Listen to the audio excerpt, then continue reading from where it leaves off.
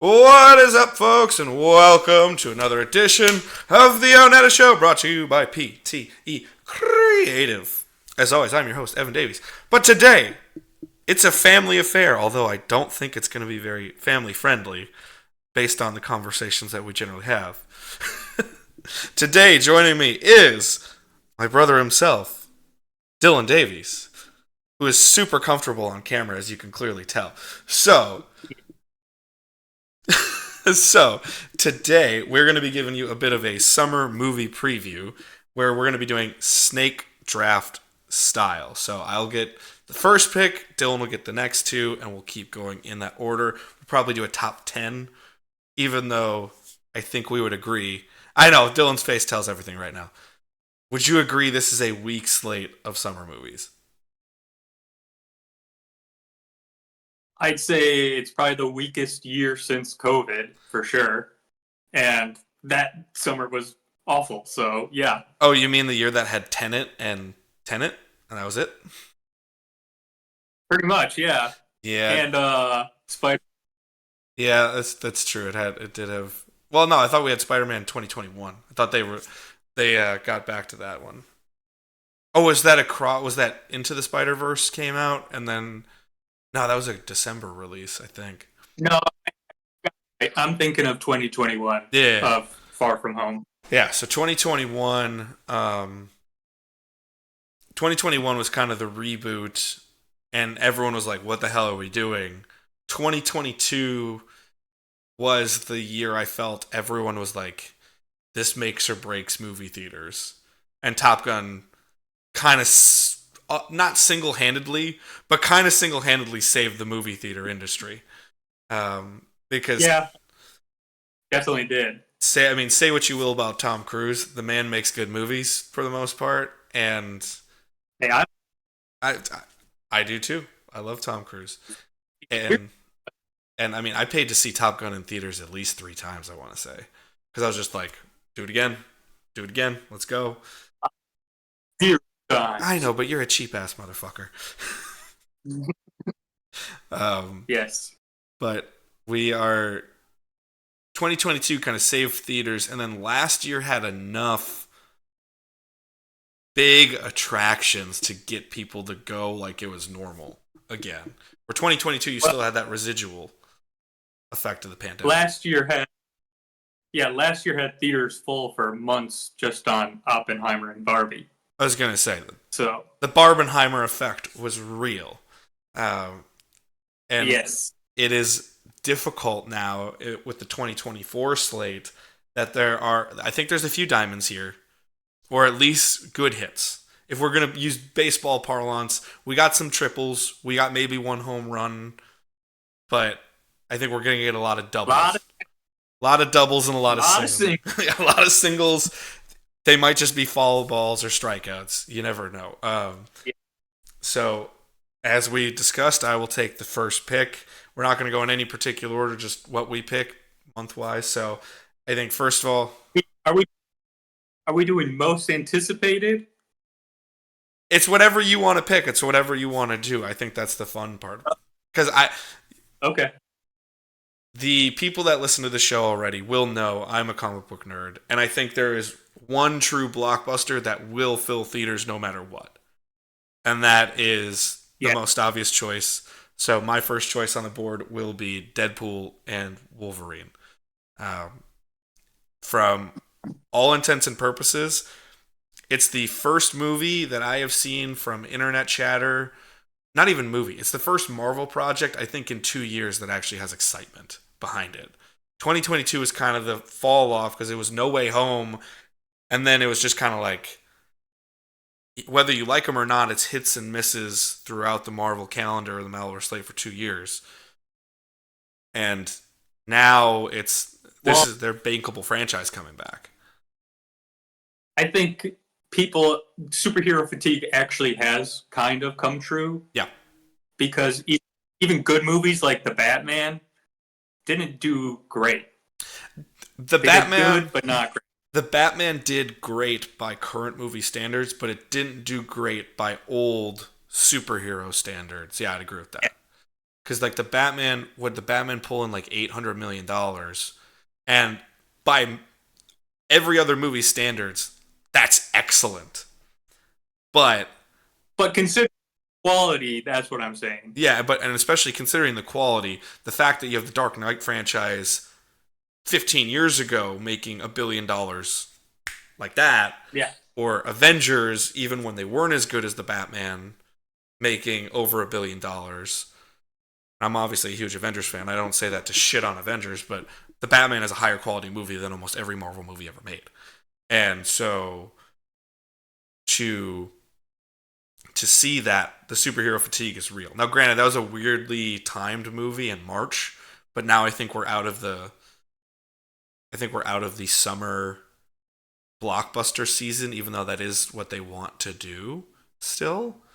But to get back to Deadpool Wolverine, obviously you have the continuation of one of the most unique, interesting, and oddly widely anticipated franchises in Deadpool, because it gets all the people that like raunchy comedies, it gets the superhero crowd, it gets the action movie crowd, and then you get all the nostalgia back from all the people that are lapsed from comic book movies. They want to come back and watch the X-Men be revitalized through the eyes of Deadpool.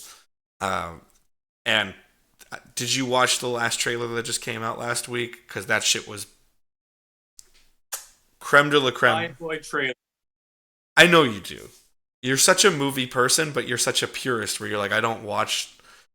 For context, Dylan might be able to take you to it. He's got a 100-inch projector screen right behind him around the corner. So you don't have a reason to go to theaters half the time. It's got to be good to pull you into the theater. But Deadpool, the trailer is so good because it hits the tone well, and it's the first. It gives me. Let me elaborate on this one before I immediately get shit on. It immediately shows a Wolverine the way the Batman showed Batman, where the Batman, I think, is the truest interpretation of the actual character from the comic books, in which it's dark, it's gritty, there's pathos, there's a psyche that is very accurate to the character, but the ending where he is so determined to not take life and just preserve it at the sacrifice of his own self, it's the truest interpretation of the character. Whether it's whiz bang pow enough or comic booky enough, it's the truest interpretation of the character. Wolverine is there, where the fun of Wolverine is there, but the grittiness, the asshole Wolverine character is there. They're finally going to the closer to comic accurate suit. They're going sleeveless. Hugh Jackman's getting to play in the fuck it world that Wolverine always has to play in which he's just a prick all the time, but it's endearing, and he gets the job done because he is a heroic human being at the end of the day. It's fun. What are your thoughts going into Deadpool and Wolverine that at least make it exciting? I am looking forward to it, but my biggest problem with it is I really do wish that Logan had been the end for Hugh Jackman, because it was such a good send-off, but I am still looking forward to the movie. Yeah, I will say Logan is kind of a perfect end. It's by far, yeah, in terms of quality, it's by far the best X-Men film that there was. Yeah, I'd agree. Is there even a movie that truly competes quality-wise outside of maybe Days of Future Past? I would say X2, because I just rewatched it and it's great. X2 is a great film. It's just so, it's still in that weird Hollywood phase of like, it's not cool to play with superheroes the way they're actually meant to be played with. Yes. Especially when you're they're very hesitant to be corny, I think. Yeah. They're very worried about it. Which makes it more corny, which is hilarious to me. Is like, yeah, it's hilarious to me that Joss Whedon was a major writer on those first two X-Men films, and he's as comic booky gets. Regardless of what you think of his work or of himself post Scandal, Joss Whedon was a huge player in all those superhero films through Age of Ultron into Justice League, and he even writes the joke like, "Oh, what do you want us to do? Go out in yellow spandex?" And it's like, "Yeah, I Yeah. do. It's the X-Men. I don't want to see us all in the same matching leather suit that has an X on it. I want to see because I think it takes away, which is why, although those movies are so Wolverine centric, which doesn't hurt me. They are, yes. It doesn't hurt me because I'm a Wolverine fan. But at the same time, you watch something. Are you currently watching X-Men '97?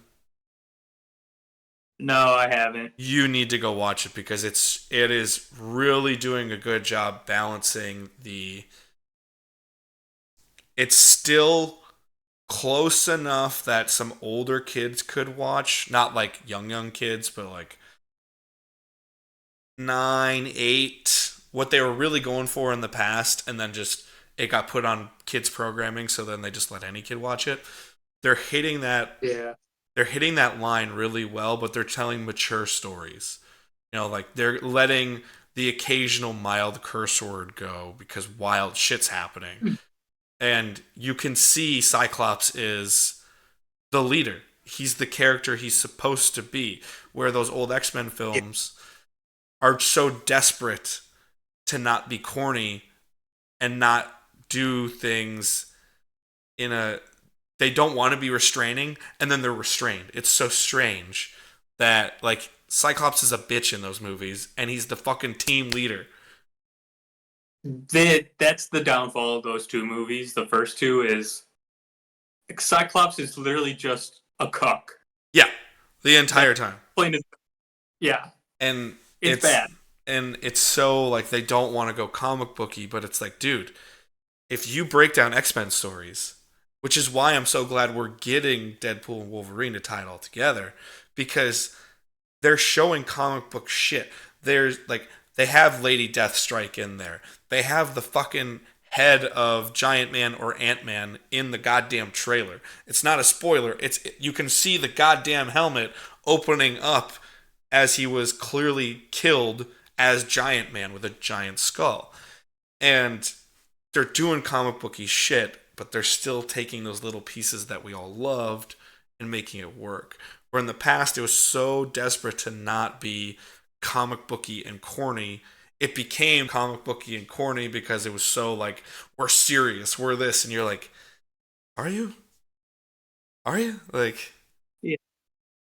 I would love to see a superhero movie that went with straight up like it can be corny, but not be self-referential. I would love to see that. Like have Wolverine in the yellow spandex, but make no comment of it at all. Yeah, and that's fine. Or even if you want to make one joke if it works for a character, you know, if it's Gambit or Cable or Deadpool who are gonna just be like, what? Like you're the killer in yellow spandex, really? Like that's okay, as long as it's not like, oh, we need to address the suits, but we don't need to address the suits. It's like Deadpool does a great job when they actually address the things. People are like, oh, it's so self-referential. It's like, yeah, that's the point. It's a fourth wall breaking comedy character. But Deadpool itself, when they talk about the actual thing, it's like these are rough and tumble characters. Cable is a fucking killer from the future, like who's gone through the entire mutant apocalypse. Yeah, he would think Deadpool is a fucking fetish clown. Like he's gonna make mention of that. So it makes sense that lines are there when they're antagonizing each other. But it doesn't have to be the, oh my god, do you see the stripes on that yellow costume of Wolverine? It's so much like the comic book. It's like it'd be cool to see Cyclops with the fucking bandolier and just be like, yeah, that's the leader of the X-Men. oh, really? The guy who can't see without a visor is the leader of X Men? He just goes, yep, I am. Go fuck yourself. You're like, Or I like the upcoming Fantastic Four. I'd love for them to just be in their suits, no comment yeah, at all. absolutely.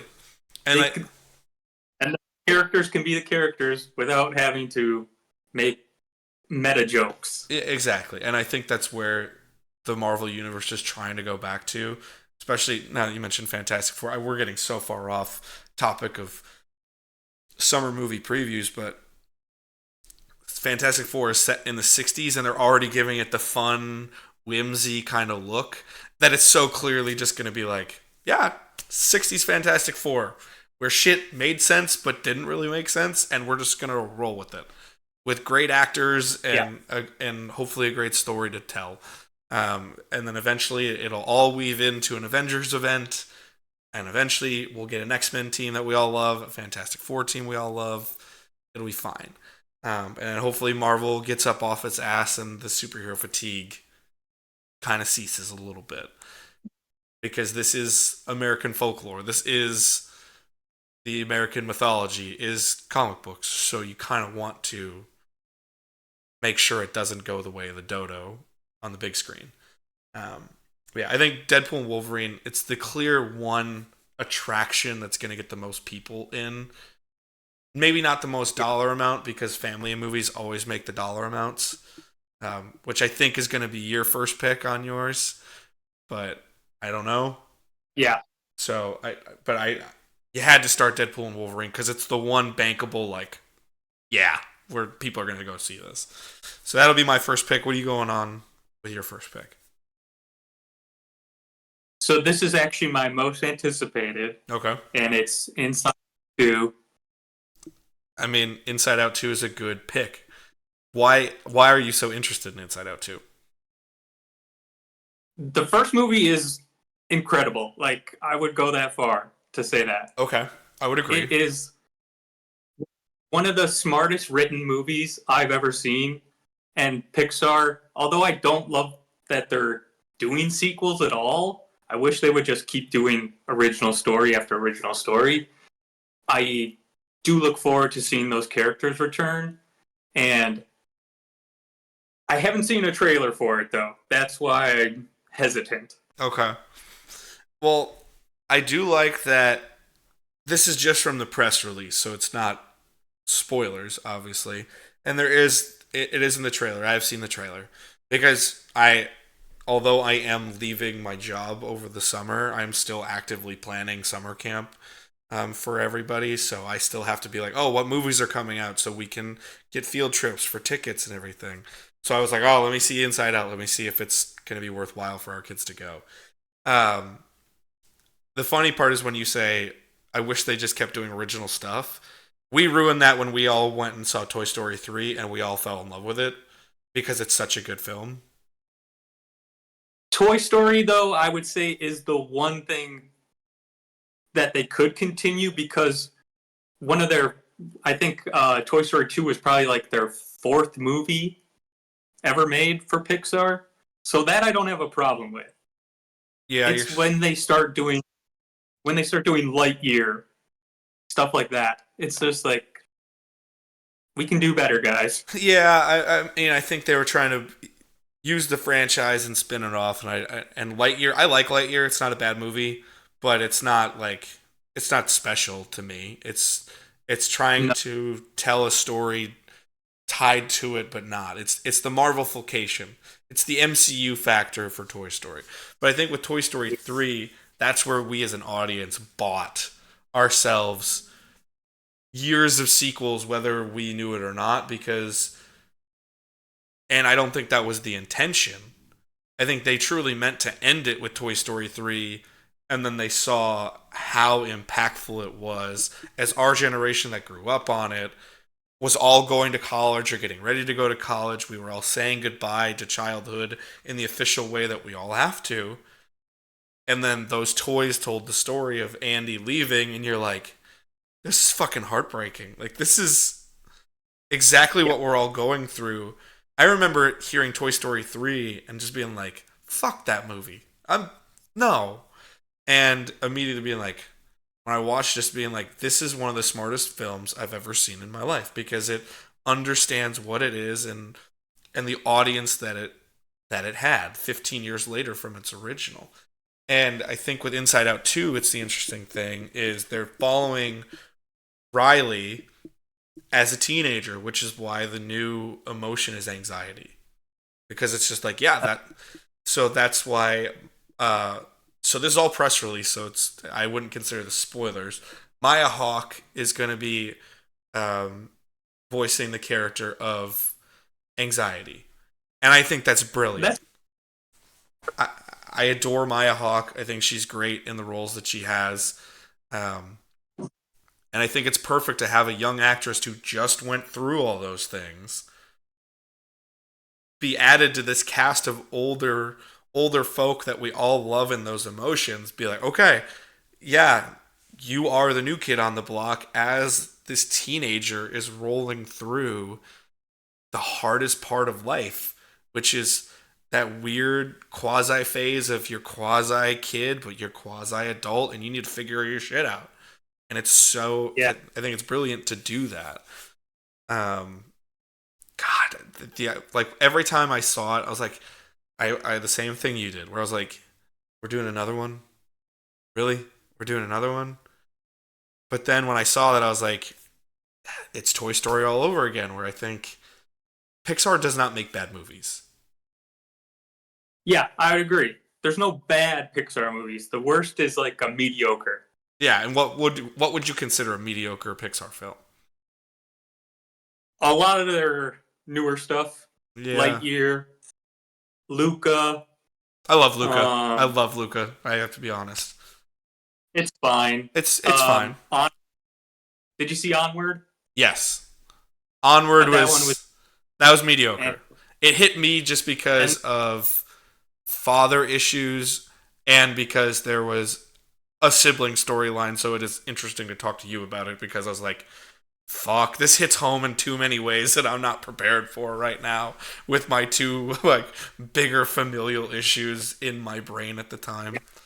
Um, and then last year they had Elemental, which was good, but nothing special really. yeah, I think it's very hard because since the Pixar animation studio was kind of cherry picked a bit and started crossing over with the Disney animation studio so much that it like Turning Red looks like a Pixar film.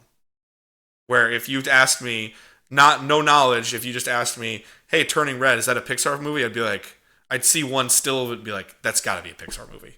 Like the Yeah. animation's all there for it, but from my knowledge, it's not. So I'm like, "Oh shit!" Like it's The I don't think it is. yeah. Um, oh wait, yes it is. It is. Okay, good. I was about Looked to at, say. I mean, but again, Turning Red is a brilliant movie. Brilliant movie. I think one of the interesting things is there was kind of a switch almost for like a couple years where Pixar was almost making Disney movies and Disney was making Pixar movies. Where Yeah, like Pixar made Brave and then Disney made Wreck-It Ralph, which those two should be flipped, they should be if flipped. anything. They should be, and it's a very interesting thing to deal with because it is that where it was the John Lasseter effect, where Disney's like, we're just going to bring John Lasseter over. Yeah. We can't do Well, this. it's too bad. Yeah, apparently. Yeah, I mean, apparently John Lasseter is a complete prick, so um, it's good to get pricks out of the industry. Which, by the way, New York, what the fuck were you doing this past week with the Harvey Weinstein case? But that's a different story entirely. Uh, What the fuck was that? But Jesus Christ. But yeah, I mean, Inside Out 2, I think is going to be interesting because I think will be another one of those litmus tests of where you're at. Where the pieces are there, the story's there, the audience is there. I think it's really smart. One thing I will say about the entire movie slate this year, there is at least, if you look at the big movies that are supposed to support the summer, which I think is part of the problem. 1, 2, 3, 4, 5, 6, 7, 8, 9, 10, 11. possibly 12 of these all could be considered franchise films or are 100% franchise films. And one of the only things is with that, you get the fatigue of everybody, even the average moviegoer that doesn't put the thought in that you and I do, or doesn't put the thought in that our favorite pundits do about movies and wanting original content and wanting all these things. I don't need all original content, but I'd like to get some fresh and some new shit every once in a while. And I'm the same person who will watch the same movie 100 times over. I love what I've watched Top Gun Maverick at least 20 times. It's been out for 2 years because it's a comfort movie.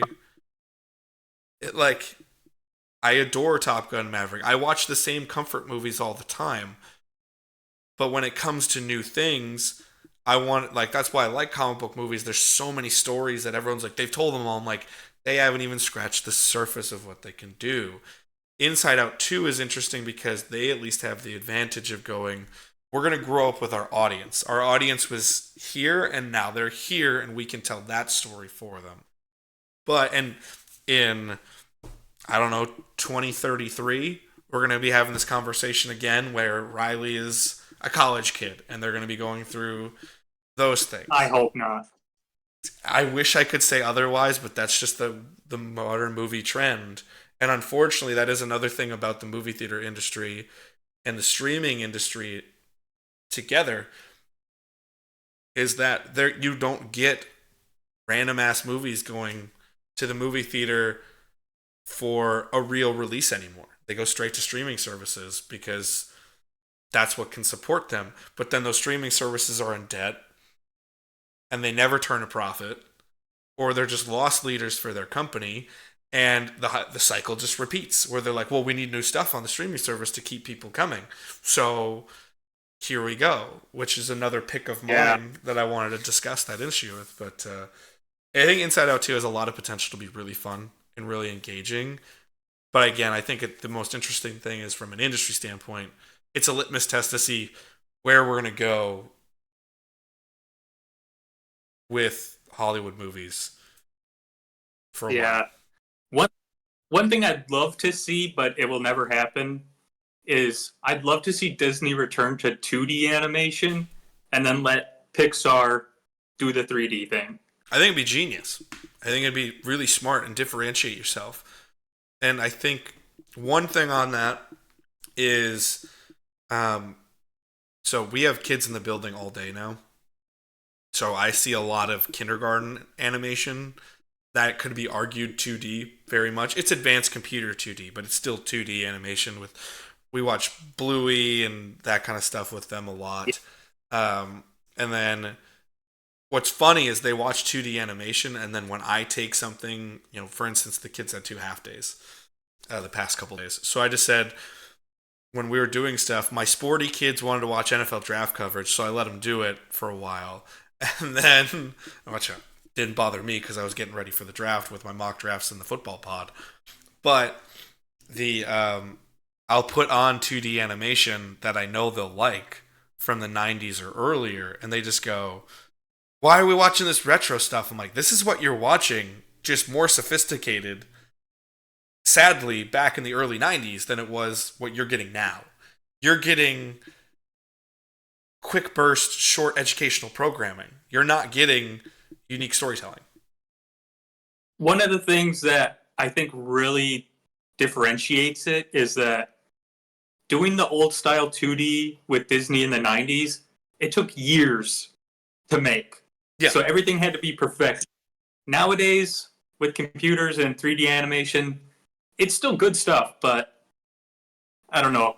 Doesn't seem like the love and care is there as much as it was. Well, I mean, we're the industry standpoint. We don't do anything. One of the reasons things stick is I find it funny. We're now going into industry and movie talk, which is a whole nother podcast in and of itself. Is things like Bluey. I just had this discussion even with our kindergarten teacher that we have on staff, who I'm very good friends with. And we talk about it all the time. These kids have no attention span. And now we play into that where episodes of Bluey are 8 minutes long, 7 minutes long, and it's quick burst, and it's industry, we got to get this out and we got to get that out because then we have t-shirts to make, we have toys to make, we have this, we have this, we have this, as if those things haven't existed for the last 30 years. But we have to capture the imagination by doing quick bursts that matches their attention span. I'm like, all you are doing is actively making that worse. Where Yeah. where with us, granted, I understand you and I are both, by normal people standards, extremely patient people when it comes to long programming. You and I would both sign up to watch a 3 hour movie. If it's good, we're just like, done. Whatever. We don't care. Because that was us growing up. I have no problem with it. Yeah, if it tells the story and it's a quality story, I'm all for it. I love that. I don't want a podcast to be 30 minutes. I want a podcast to be 2.5 hours.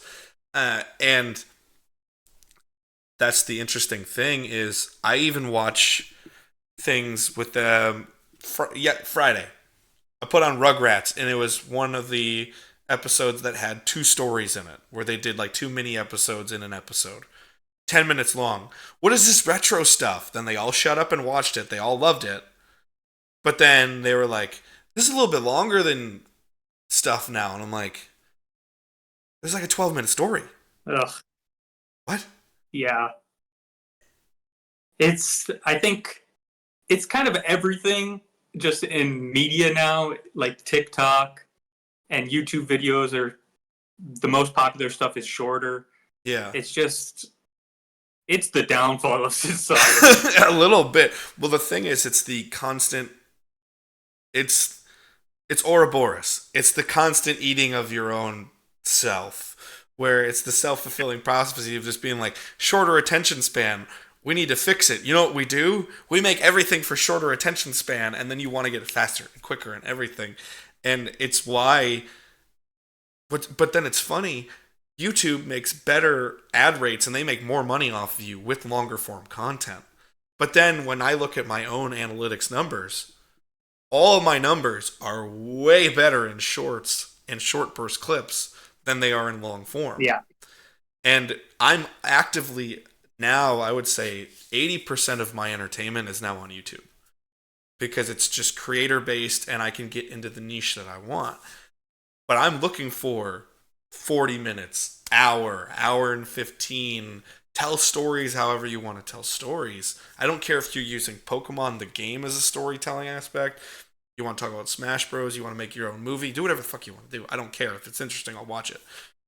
But there's that interesting thing. And when we go back to the root issue of 2D versus 3D, there's enough computer technology now to get 2D to where it's not as painstakingly long. That you have enough there's enough computer animation technology that's worthwhile that you can make 2D animation. If people don't want to believe me, go watch X-Men 97. It's still... Yeah. And nowadays you can have a creative solution to like the problem of 2D, it being boring to people. You have movies like Into the Spider-Verse and Across the Spider-Verse, which are completely unique. Yeah. And nothing really like it at all, but it's still interesting and fun and great storytelling. Yeah. And I think that's where, when we look at animation, I am going to just interject and throw another movie in there because I think it's a classic summer. We're going to try to make money off of it. And it kind of goes towards the problem is we now live in you manufacture a movie to make money off of, it's a business. I don't care if people make money. I'm all for people making money because when people make money, we get more cool stuff most of the time. That's how cool stuff is made. But when you go away from, here's this story I want to tell that is going to be attractive, that is going to make money, that is going to make merchandise, that's going to perpetuate businesses moving forward, and you just manufacture something that seems very much to the consumer like, here's something you can do. Okay, what's interesting about it? Well, it's this. And that's all there is to it. It's difficult. Like, one movie I was going to bring up, Garfield, is coming out. And it's... Who is asking for that movie? literally no one. And that's the thing is like I have an affection for the old school comic strips that you don't see much now outside of Instagram, Tumblr, that ilk. We don't see comic strips at all because no one reads newspapers anymore. You have to buy collections of comic strips if you really want to see them. And I love the idea of Garfield. I love the idea of using it to be worthwhile. But Garfield is one of those properties that's never been figured out from a long form standpoint. It's never been figured out as to how to capitalize on it and get people invested in it. And yeah, it just feels like, oh, well, the people will love it. Let's do it. And you're like, okay, what's the story? It's a trailer because I know you're not going to watch it. It's a trailer you should watch because you'll get it immediately. Chris Pratt voices Garfield. Yeah, I know that part. And I'm not anti Chris Pratt. He's weird and I'm not crazy about some of his personal life choices, but that's not for me to decide someone's personal life. But you already now just voiced what's clearly going to be turned into a major motion picture franchise with Super Mario. That movie was far too successful and far too popular. I'm a huge fan of it. I, I honestly think that that could be a bad thing that it made so much money because it really wasn't a great movie. I wouldn't say it was great, but it filled the niche of, again, it was very self-referential. But that was something where because video game films depart so much from the source material, that the fact that it used its source material so well to tell its story, I was like, I'm all in. I love this. The fact that there's Diddy Kong and Dixie Kong out in the background, I was like, give me more. I want to see more. The fact that, yeah, it's ridiculous to see Cat Power Mario. You're like, yeah, it's horseshit. Why? What is this? But it was used properly in that movie's context. I love that about it. But the fact that Chris Pratt is now just being like farmed out to do any voiced character to the point where let's Chris Pratt was Mario. Why don't we get him to be Garfield? You're like, no, Yeah. no, it's just a bad idea. Will it be better than the Bill Murray one? I don't know if it's possibly to be worse than the Bill Murray ones. I would agree. God, I also just love the blundering story of that, where because the Coen brothers were on it, but it wasn't the Coen brothers that people thought, he immediately signed on.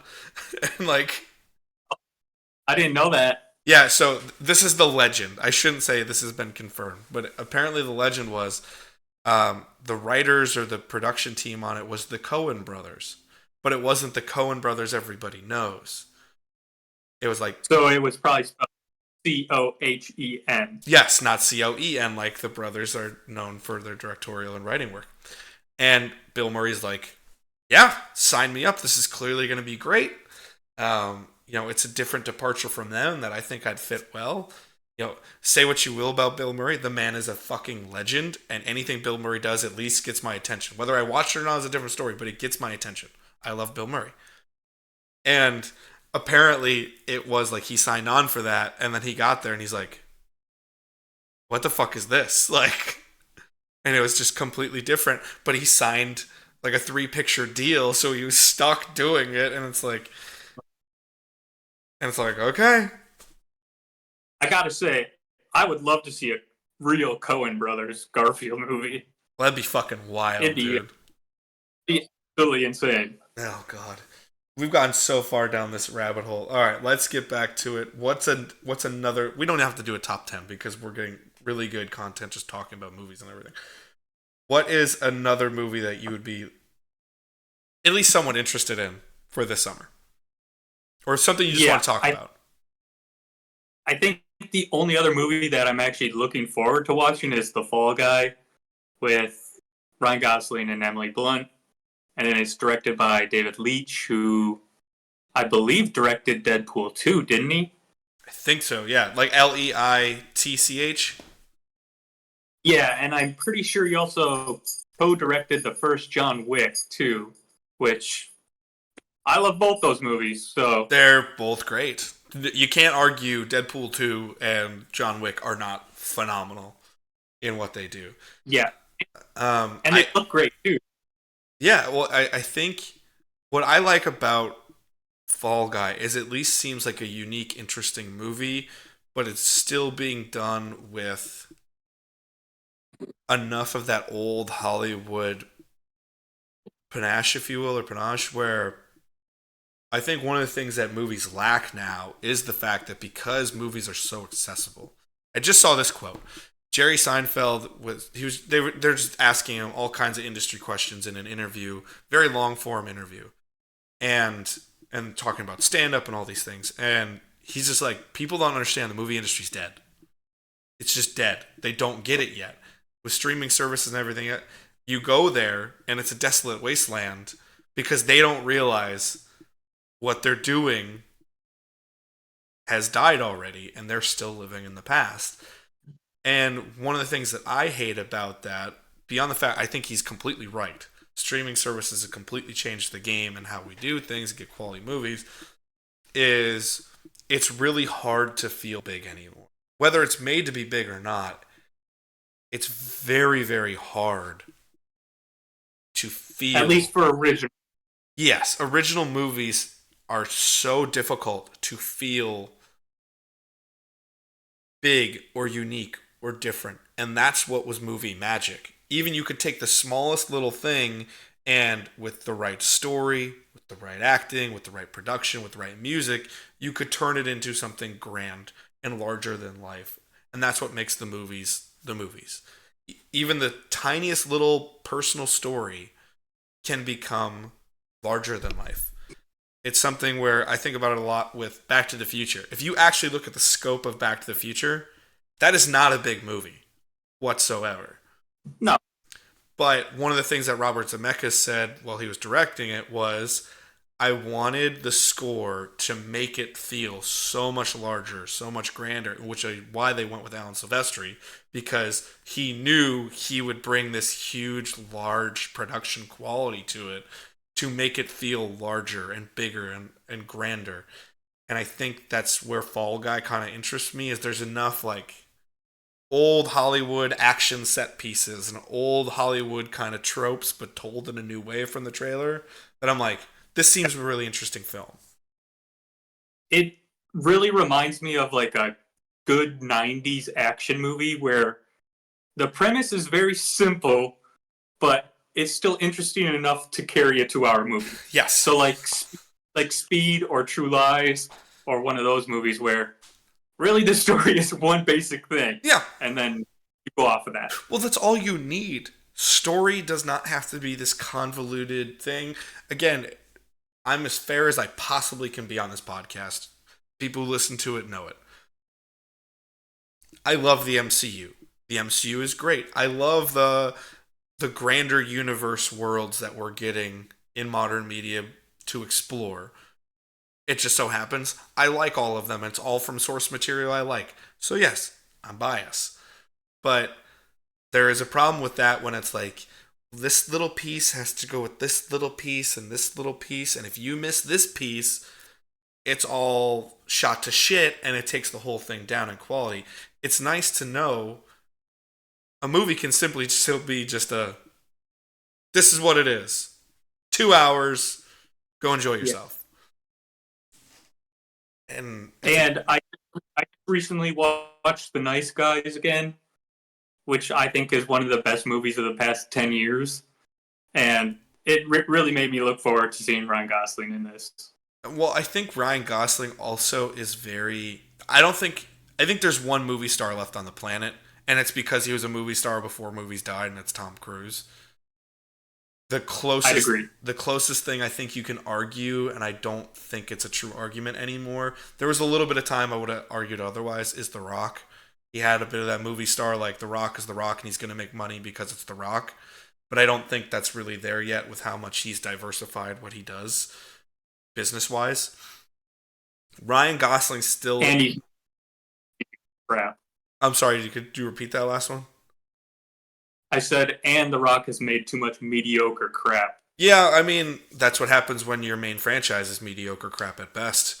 In the Fast and the Furious movies, I just won't watch those movies any like. They seem to be picking up. And, I've seen one of them.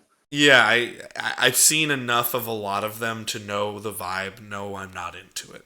I just also, all due respect to Vin Diesel, don't think he needs to lead any franchise. He's fine with Groot, and that's where we're at with Vin Diesel. But Ryan Gosling still kind of carries himself as an old Hollywood star, where if something interests him, he's going to do it, but he wants to make sure there's a quality to it. And yes, he's very good at picking roles for himself that are both interesting and simple, kind of, because he knows what he's good at. yeah, and it's important to do that. I think that's where, like, what's really strange is how old movies were demonized because it would just be like, we got to get the movie star and put them in the role that we know they're good at and it'll make money. And yeah, because it became paint by numbers, but at the same time, that model worked for a reason. And yeah, you could say, and then it was more interesting when actors that had more talent broke out a little bit more. When Jim Carrey does a dramatic role and you're like, holy shit, this guy can act. You're like, yeah. Yeah. But at the same time, like, as someone who loves those old cheesy Arnold action movies, it works. That's what Arnold's good at. Go be big hero and go be larger than life Arnold Schwarzenegger. And yes, I will fight tooth and nail for anyone to respect anything from Conan the Barbarian all the way through The Running Man and even into the early 90s with True Lies, Kindergarten Cop, because they're just fun. They're just movies that are fun. I think that's one of the things that Hollywood's kind of forgot is that it's okay to just be fun, and that's it. Yeah. And I think that's where I'm really happy that Ryan's doing like I just referred to him as if I know him, that Ryan Gosling is doing a movie like The Fall Guy that's clearly got more action to it, more humor to it than he normally does, because it seems like the last decade, until Barbie, he was doing a lot of like serious, not independent, but sort of independent work. He was in the I make serious movie mold. He had like a 5-year span where he was doing like The Place Beyond the Pines and Drive and what was the other one I was just thinking of? I don't know. But I'm just saying he had a serious time, but I think he's actually past that and he's just okay with doing stuff that he thinks is fun. And that's the way it should be. And also, all due respect to everybody in Barbie, Margot Robbie is by far, she's a fucking star and she carries that movie really, really well. And it's a phenomenal movie. Anyone who wants to say Barbie's not a good movie, I'll fight you tooth and nail. It's a good movie. No, it is good. I like it. But if you look at the standout character, there's one standout character, and it's Ken. And Ryan Gosling. That's kind of the bad thing about that movie. It's named Barbie, but then Ken steals the show. Yeah, and that's the thing. And it is difficult sometimes with that. But part of that was part of the reason I think it became such a cultural piece was beyond the fact that it did tell a phenomenal story that was extremely welcoming to women. There was a blockbuster that was acceptable for women to go to because it was a female-led movie and was clearly a more female-centric movie. But it was open enough, funny enough, interesting enough that you couldn't argue men shouldn't watch this movie or men aren't going to watch that movie. It's like, that's old horse shit gender roles that we don't need in society anymore. But part of the reason it became such a cultural thing, in my opinion, was the fact that you had Ryan Gosling there, making Ken a very interesting character to where the discussions could happen of, oh my god, I never thought about anything like this. I never really put two and two together that that's what it could look like for women when even most men would go, "What are you talking about? I was just trying to do something nice," or "This is just how business works," or "This is how this works." It's like, no, that's part of the reason you need to start understanding the double standards in society. You need to start understanding your own problems. And just a quick shout out to Will Ferrell in that movie. Oh He's God, yeah, great. he's great because it's Will Ferrell being Will Ferrell. I was very Yeah. disappointed. I can't remember who replaced him, but they're making kind of like a satirical uh biopic, I believe, of John Madden, and Will Ferrell was set to be John Madden.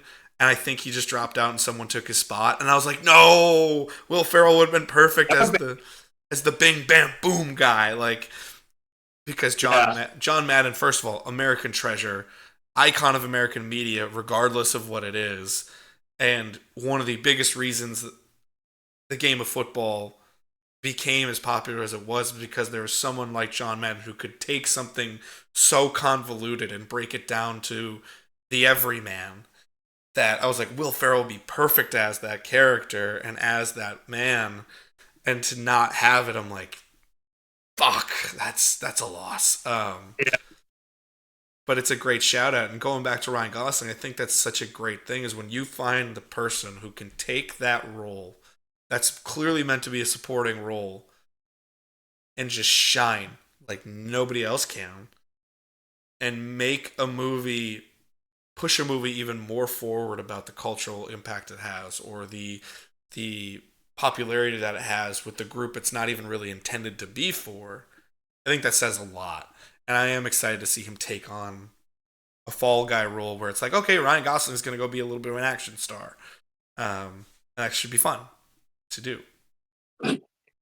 Can I just say one more quick thing? Yeah, You mentioned you mentioned Alan Silvestri earlier. yeah. What what's the last great score we've actually had? There's been nothing iconic Um, for I would argue low key iconic is the Avengers score, which is even Silvestri. that's still over a decade old.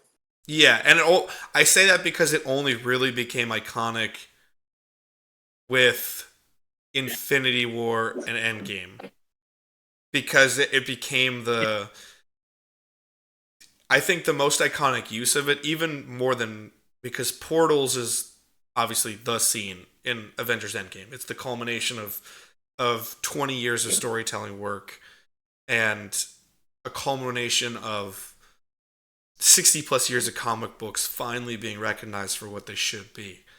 But I think that score becomes iconic in Infinity War the second you see Captain America out of the shadows off the train, and you're just like, shit's fucking real now. Like, this movie's ready to go, and you have the Avengers score going underneath it with the Captain America theming as well, and you're like, I'm ready to go. And I think that's where the scoring movies need that. It's interesting that you're bringing up the movie music so much because even when Angie and I have been doing Smash Bros multiple times, we've discussed how important it is to get the music from some video games that are iconic into Smash Bros, where we've been trying very hard. And if you haven't listened to those shows, you should go listen to them.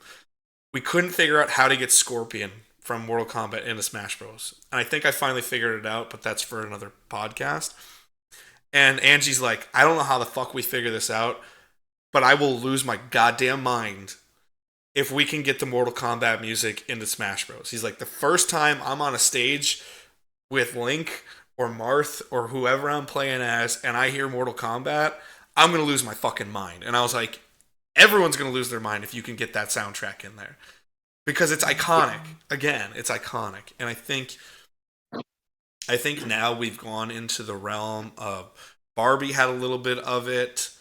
Top Gun got an updated version of what was already iconic for Top Gun, so it's not really fair. The Batman does have a little bit of classic scoring.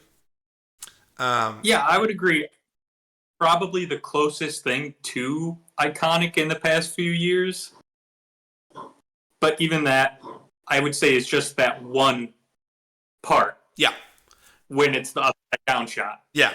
Dun, dun, dun, dun. Like that, and then you have that, and that's great. I think we're going closer to the signature songs kind of thing. It's almost the James Bond effect, where you have that one song that carries the movie throughout in little chords, where I like Bond music is always great, and it's used properly. Yeah. And that's where I think I think again Barbie with Ryan Gosling's "I'm Just Ken." That's iconic. Like "I'm Just Ken" is iconic, yeah. But it's not a movie score that's iconic. Yeah. It's more so just a scene's iconic, and it continues to do so. Yeah. There's a difference between a song and a score. Yeah, and I think that's some of the issues is we're trying to go for more multimedia play than we're trying to boost the movie. One thing I think is really interesting, because I think this ties kind of what we've all been talking about together in a lot of ways, is like I said, there's 12 franchise films that are really supposed to be the tent poles of the summer, which is why I think the summer looks as bleak as it does, because there's no outside of Deadpool and Wolverine, there's no real big like holy shit franchise this summer. You know, as much as I think the new rebooted Planet of the Apes film franchise is great, it's not the big like whoa factor. It's not a Star Wars. Once again, who's calling for it? Yeah, I think that's everyone's perfectly fine with it ending after War for the Planet of the Apes. Yeah, but again, that's Hollywood grasping at straws. If you look at everyone in Hollywood, no one's doing really well, because again, they don't realize the place and time that we're in anymore. We don't understand those things. I think that's the most harrowing part, and what's the funniest part is scores are another classic example of, if you look at all old movies, fuck, I just watched Meatballs with Bill Murray, 1979, one of my favorite films of all time. It hits home. I'm a fucking summer camp director for at least the next 2 months of my life. And I've been a summer camp director for the last, if you break it down, I've been working in summer camps for the last 6 years. And it hits home, but even it says original score, Elmer Bernstein, original music by Elmer Bernstein, and whatever. And old movies, even small little comedies, had to have their own music, because that's how movies were made. That's how movies were done. And when they started to lose that, and they was kind of passé, Star Wars came along and said, no, fuck you, you need a score. And then everyone went, yeah, they're right, let's just make more scores. And I would argue Jaws, but Jaws is definitely there. But again, that's that Spielberg, George Lucas mindset of, it's the same New Kids on the Block mentality, where we're just going to take over the movie industry, and now we're waiting for people to take the movie industry back from us. And it's a little hard to say someone's done it. No one has, really. I mean, there's a few standout directors that are great, and you know they're great. It's probably the closest thing. I think it's the only thing. Yeah. Because Tarantino doesn't play in that same world. Tarantino would be another one. But Tarantino, he doesn't play in that world. Where, like, Christopher Nolan makes blockbusters. Christopher Nolan makes huge movies. Oppenheimer is a 3+ hour biopic. That's a blockbuster. Like, that's absurd. But I definitely think that one of the things to tie those things together was the reason we're getting so many franchises, especially from back in the day. Planet of the Apes, although rebooted in the 2010s, was a fucking 60s and 70s franchise. Brought back to life, and we're still clinging to it. Bad Boys has a sequel this year. You have Beverly Hills Cop. Beverly Hills Cop, another one here. And fucking Twisters to bring back a small movie franchise from the 90s. Those are all things that I think one of the reasons beyond the fact that they're like you can get cheap money out of them as a studio, people are going to like, "Oh, I remember that. I liked that. I'll go see another one." Is I think the fact that it's another harkening back to what we liked that we're not getting. So then when we do get it, it at least kind of fulfills that thing where those films were made at a time that had those classic things, so it makes us feel the positive nostalgia vibes as long as they're quality. One of those things being the score. I miss the movie scores. It's hard because I will try. Uh, One of our past episodes, I did just games that I made for our Mario Party in real life. And I put two games up. But one year I did, you had to identify the movie or the TV show or whatever it was based off of the score, the clearly iconic music. And it was really hard to get modern stuff in there because I was just like, it's not there. I think Avengers was the only thing I could get from the past decade where I was like, yeah. Yeah, there are good scores, but there aren't iconic scores. Yeah. And I think it's both good and bad because it means that the quality of music has become more ubiquitous and allows people to get better music for smaller projects, different projects that normally wouldn't get it. But it also means there's so much, you have to fight so much harder to get that iconic piece of music that's going to revitalize you. Where you can hit 5 chords of Back to the Future and people are going to lose their shit going, oh, it's Back to the Future. You can hit 10 notes of John Williams' Jurassic Park and you're like, I'm in. Let's fucking go for Jurassic Park. You can probably hit one note of Star Wars, the opening theme, and most people will probably know it. They'll know it because it's iconic. You can do Superman has that, Batman has that, Harry Potter has that. Like those Jaws, like you mentioned, they have those things that make them beyond iconic and glorious. And that's where I think it's kind of a shame to do these things. Now, on the plus side, though, I will say a movie I'm looking forward to this year, and I know my wife is super looking forward to this movie because it's such a different franchise, is Furiosa. Because Mad Max is so wildly fucking different than anything. I'm excited to watch it, but it's not that anticipated. Like, I didn't need it, is what I'm trying to say. I think that's fair. I wanted more. I wanted more Max. Yes. I really like Anya Taylor-Joy. I think she's one of the best young actresses. Chris Hemsworth is always charismatic. Yep. And George Miller is always an interesting director. Interesting is the best word, yes. Yeah. Because he makes everything from Mad Max to Happy Feet. Yeah. Like, it's just such a different visual style. Mad Max Fury Road should be argued as one of the greatest films of all time because it completely changes the landscape of movies from what you're getting and is so wildly different than anything you'll ever see.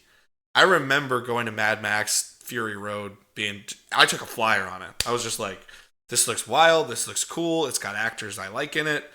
I've always been interested in Mad Max because I've always been interested in apocalyptic movies, bigger action movies. I've always been into that kind of stuff. And I took Ab and she's like, what the fuck is this movie we're going to? I was like, let's just see how it goes.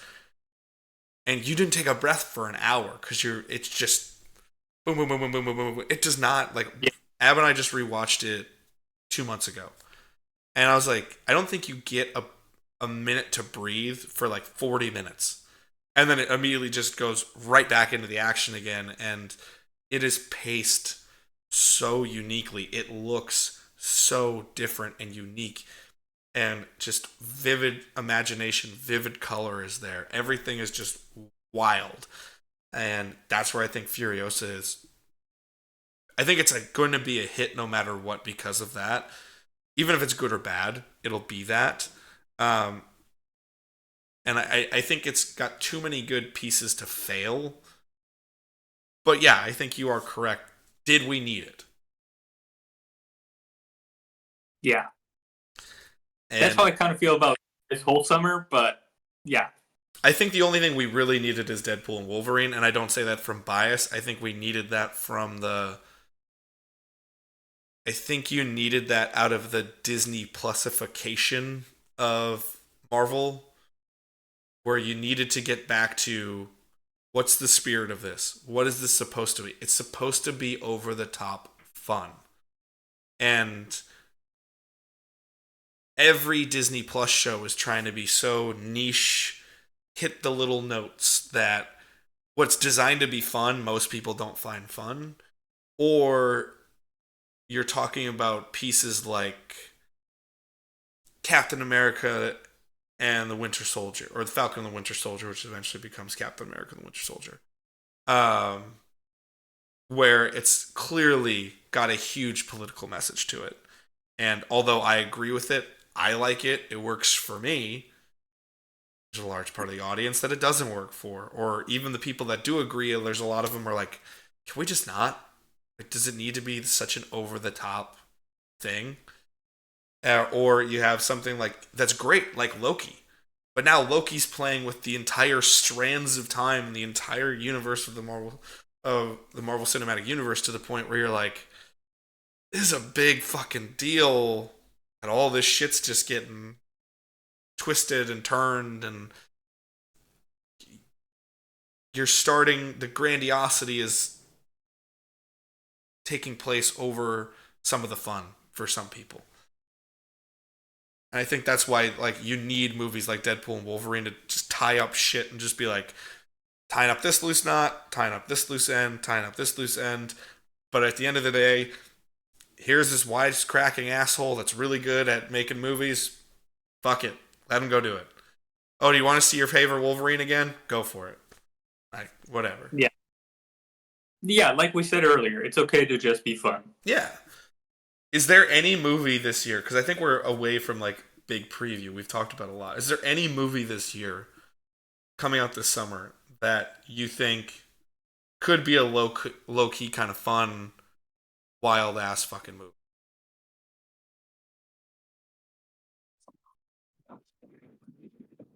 Yeah, I'm pretty sure Bradley Cooper's probably thinking, "What the fuck do I have to do to win an Oscar?" I got an idea. Just organically be in a good movie. I would agree because his best movie is probably Silver Linings Playbook, and that's just a good movie. Yeah, I mean, my greatest issue.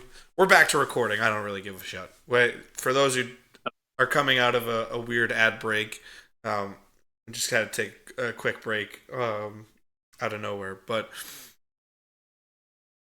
when it comes to movies in general, when you are trying too hard to be something, it immediately takes people out. It immediately takes it out. It's what we were just talking about. It's okay to just be fun. It's okay to just tell your story. It's okay to. There's nothing wrong with that. My favorite movies of all time, when you look at them, are either wild, crazy franchise films that I absolutely adore, that just capture my imagination, or they're small little movies that just they tell their story. They're fun. It's the Tucker and Dale versus Evil. It is easily it is one of two movies that could be argued as my favorite movie of all time because it's just Wow. a Tucker and Dale is so smart and just so. I I enjoy it, but I don't wouldn't go that far. I love the horror comedy genre. I love the horror genre. I like when people take a new spin but are self-aware in the horror genre. As you know, I've never been a slasher fan. Um I've never been the classic, oh, we're just going to get gory but not wildly gory, but gory enough that are like, what the fuck kind of movies.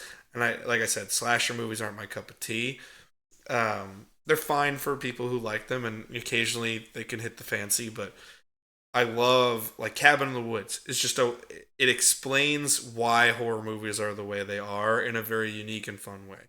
I love Tucker and Dale. It just takes the entire genre and just goes, okay, it's up on its head now. Let's have some fun. And it just tells its story. It's fun. It's not trying to be anything other than a fun movie to go to and to see. And it's a comfort movie for me. It really is, because it's like I know I'm gonna laugh. I know I'm gonna be entertained. I know I'm gonna have fun. Like if I am not feeling well physically or mentally, I'm just fried, and I have an hour and a half at the end of the day by myself. I'm just like, fuck it. I'm just gonna put on Tucker and Dale. I'm going to watch the 45 minutes I always pay attention to. There's that 20-minute gap that I like, but it's not the most important part of the movie for me.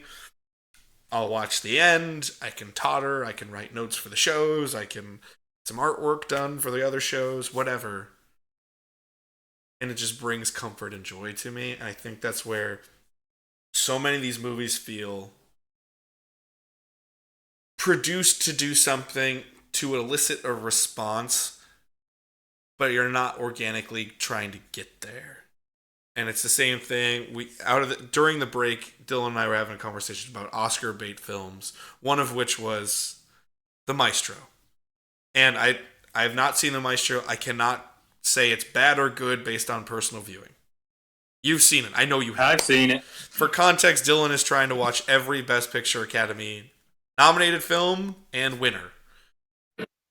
Yes. And I mean, he's an Oscar nut, and which is good, because you have a wealth of knowledge that 99% of the population does not about movies. But movies are your thing. You love the magic of movies. But The Maestro, the second you see 5 seconds, the minute that the trailer comes on, you see 5 seconds of Bradley Cooper in black and white, and you're just like, huh, what are you guys trying to do? Are you trying to tell a story?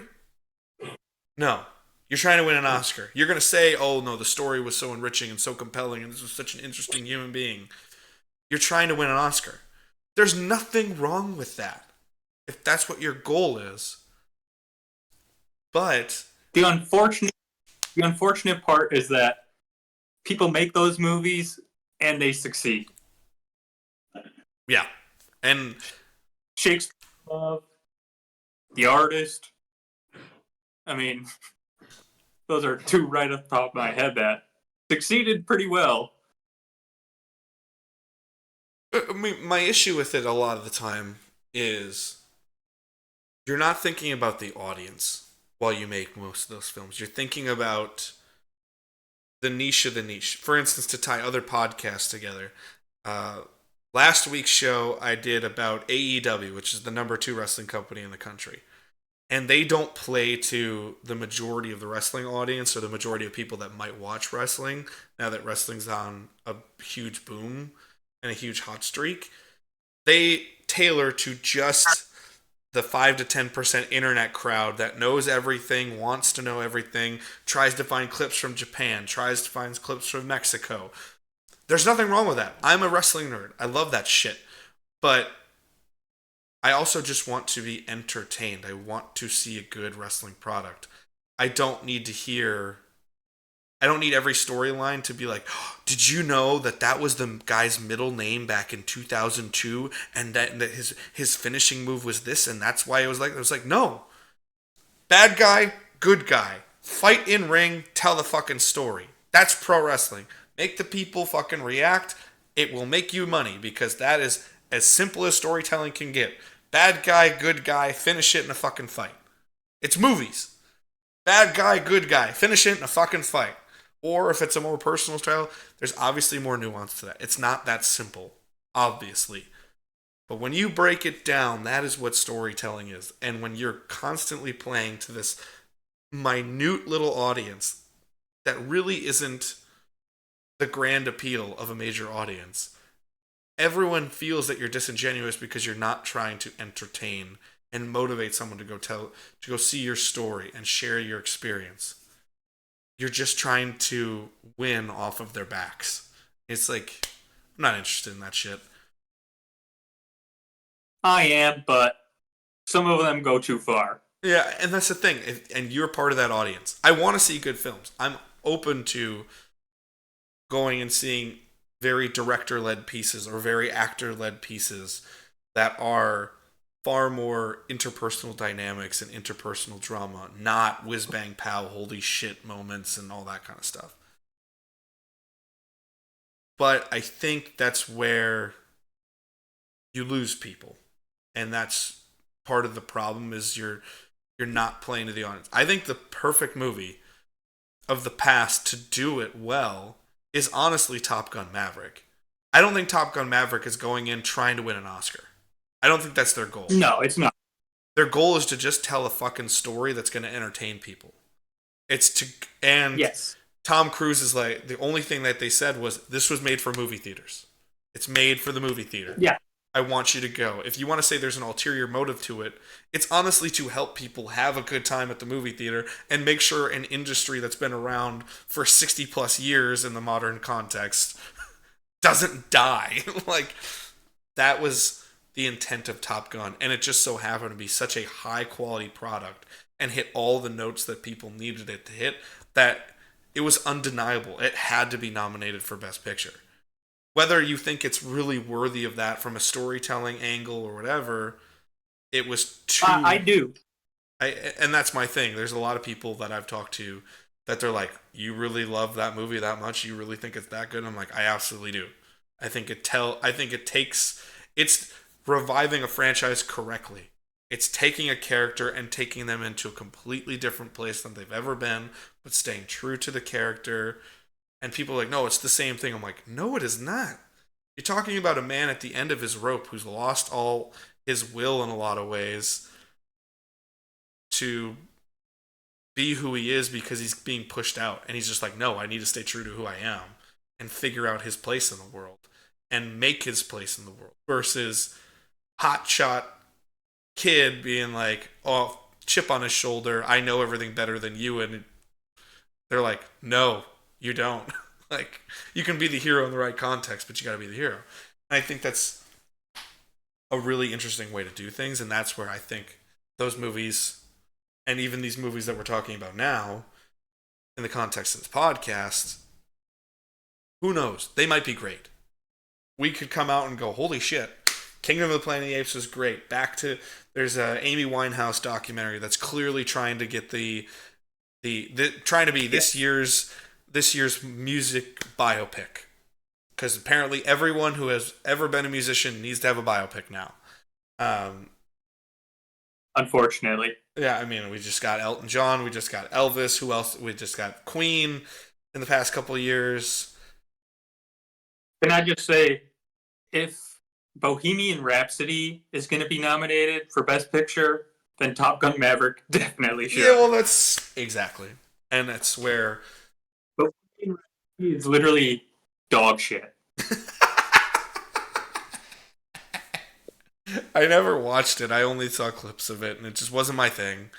It was too clearly trying to capitalize on Queen and be an Oscar bait film. It wasn't, to me, designed to be a wide audience. Let's tell a story. Let's entertain people. Let's get them to the theater and enjoy their time.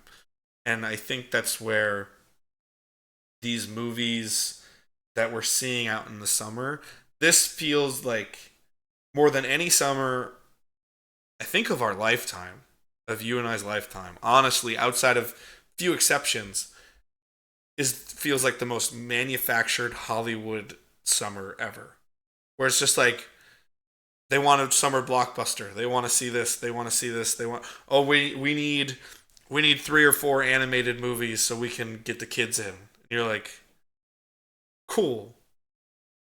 Well, I think one of the interesting things about this summer is that it's both manufactured and grasping at straw. Like, there are a lot of movies that no one's calling for. They're going to make it anyways. They're recognizable, so they'll probably make money. Hi. Hi, Dillard. Bye, Dillard. My wife's got to go back to nights, unfortunately. Oh. The funds of night shifts and other things. Yeah, going back to your point, I think you're completely correct. It feels grasping at straws. I think I think Borderlands has a chance to be fun. I don't know enough about the video game. I didn't play the video game to be like. However, I think my issue is it looks a little derivative of Guardians of the Galaxy, if I'm being honest. I think too many movies are trying to go the Guardians of the Galaxy route, not understanding how special Guardians is. That when Guardians of the Galaxy was released, there was never a movie like that fucking movie. Because it was just, oh, we have comic book history that nobody knows about. We have comic book superheroes that nobody knows who the fuck we're talking about. We're part of a wilder universe, and we're not going to talk about it at all outside of one Thanos cameo for 30 seconds. Like, Yeah. But I think one of the things that Guardians has that a lot of the imitators lack is actual good, interesting character relationships. yeah, Because that movie doesn't work without that core group. yeah, absolutely. And I think that's where I'm a little concerned with Borderlands is not knowing the source material well.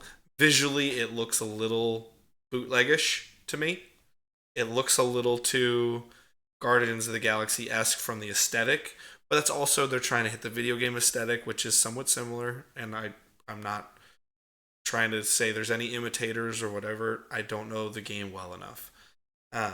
Kate Blanchett leading an ensemble action movie cast. That's a wild and new concept that I have not seen. That's definitely strange casting. That's something I love when they get big time actors to do big pieces. Ab Ab was just in a place for a comfort movie last night, so she put on Thor Ragnarok, and then we watched Thor: Love and Thunder, and I was just doing notes the whole time. Well, some of the time I watched the movie, but I was kind of like, okay, because I'm not a Thor Ragnarok fan. Again, feels too bootleg Guardians of the Galaxy. I don't like Ragnarok because it feels too Guardians of the Galaxy light, and I don't want Guardians of the Galaxy light from Thor. I want Thor.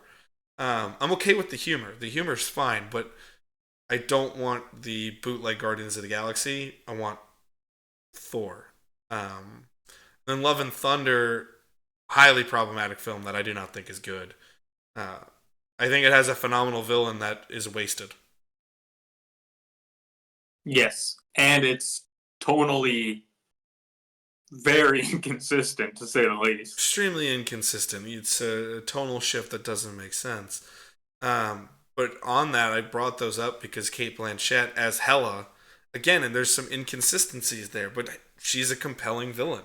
She's one of the few Marvel standalone villains that isn't one of the big bads that's built, where you go, I like her.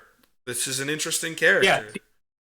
And it's hard to see those actors. I think that's one of the reasons why it's so difficult to always be looking for those actors to want to move into roles like that, because there's no guarantee that you're going to be compelling, that you're going to be iconic. It's not even that you're going to be iconic, but that you're going to be able to get the fair amount of screen time to really flesh this character out and be impactful on the small level or the macro level of bringing that movie more business and bringing yourself more recognition and all that kind of stuff. And I think it's sad because when you look at Marlon Brando cameoing in Superman, takes that whole movie up another level because it brings a whole level of respectability to that movie. Jack Nicholson as the Joker takes Batman 89. Whether it holds up well or not today, it sets the entire model for why don't we go get one of these actors to go be compelling. That was the successful formula back then, is get one actor to really elevate a genre movie that otherwise wouldn't be taken seriously. Yeah. Star Wars is the one. Yeah. Alec Guinness. That's kind of the whole thing. I mean, shit, you look at Conan the Barbarian. James Earl Jones is the goddamn villain, and it's just like this wild, fucking absurd fantasy movie that I adore, but I can't say it's foolproof going to be successful. So they're like, let's just go get a really respected actor like James Earl Jones, and he can be Thulsa Doom. And you're like, it's respectable. Okay, let's do it. And I think that's where Borderlands has a chance to be interesting with the Cate Blanchett. And it's similar to Ryan Gosling. Cate Blanchett doesn't have misses. Whether you like Thor Ragnarok or not, you can't say Cate Blanchett's a problem in that movie. No, she's definitely a strength. Yeah, and I'm not a Ragnarok fan, but I'll be the first to tell you, I love Cate Blanchett. I have never seen a movie where Cate Blanchett is a weakness. Ever. And yeah. And she rarely, if ever, makes a movie where you're like, what was this? Why? Why'd you pick this? And yeah. And I've been in love with her since I saw her as Lady Galadriel. So that's where I am. Hey, I just rewatched the extended editions. Damn, those are good movies. So good. I miss it. It's so good. It's why I'm still clamoring for any good Lord of the Rings content as a huge Tolkien nerd. If your franchise is good enough that it actually gets me to read the source material, you did something right. And Tolkien is the most prolific and greatest fantasy writer of all time because the world he created is so rich and beautiful and vibrant. Well, there's supposed to be that new Lord of the Rings movie this year. Yeah, it's War of the Rohirrim. But I haven't heard a single... It's animated. Yeah, I haven't heard a single thing. Oh. Yeah, it's animated and it's on Amazon Prime. I think they are going to be releasing it in theaters to a degree. Here's the thing. Say what you will about Amazon Prime, especially as a Lord of the Rings fan, Rings of Power left something to be still there. It is sad to see the amount of detail that was in the original trilogy and then put into The Hobbit as well. Whether you like the Hobbit trilogy or not, it has its flaws, certainly does. But the first movie is a good movie, although paced slowly and fleshed out not enough. Or fleshed out a little too much. Desolation of Smaug is a phenomenal movie. I will fight anybody tooth and nail on Desolation of Smaug. And Battle of the Five Armies there are still redeemable qualities there. It's still very good in some ways, but it's problematic. I was waiting to see what word you were going to use. Redeemable qualities. I would have said problematic. A mess. Yeah, again, it's problematic because it's trying to do too much additional token work. Doesn't need to be there. The additions of the characters that are in there is not necessary. Obviously, the big one is obviously Tariel's existence. I would agree. Doesn't need to be there. A little flirtation in Desolation of Smaug. Interesting. Fun little layer. Being one of the major parts to Battle of the Five Armies. Gonna disagree with you on that one. Yeah.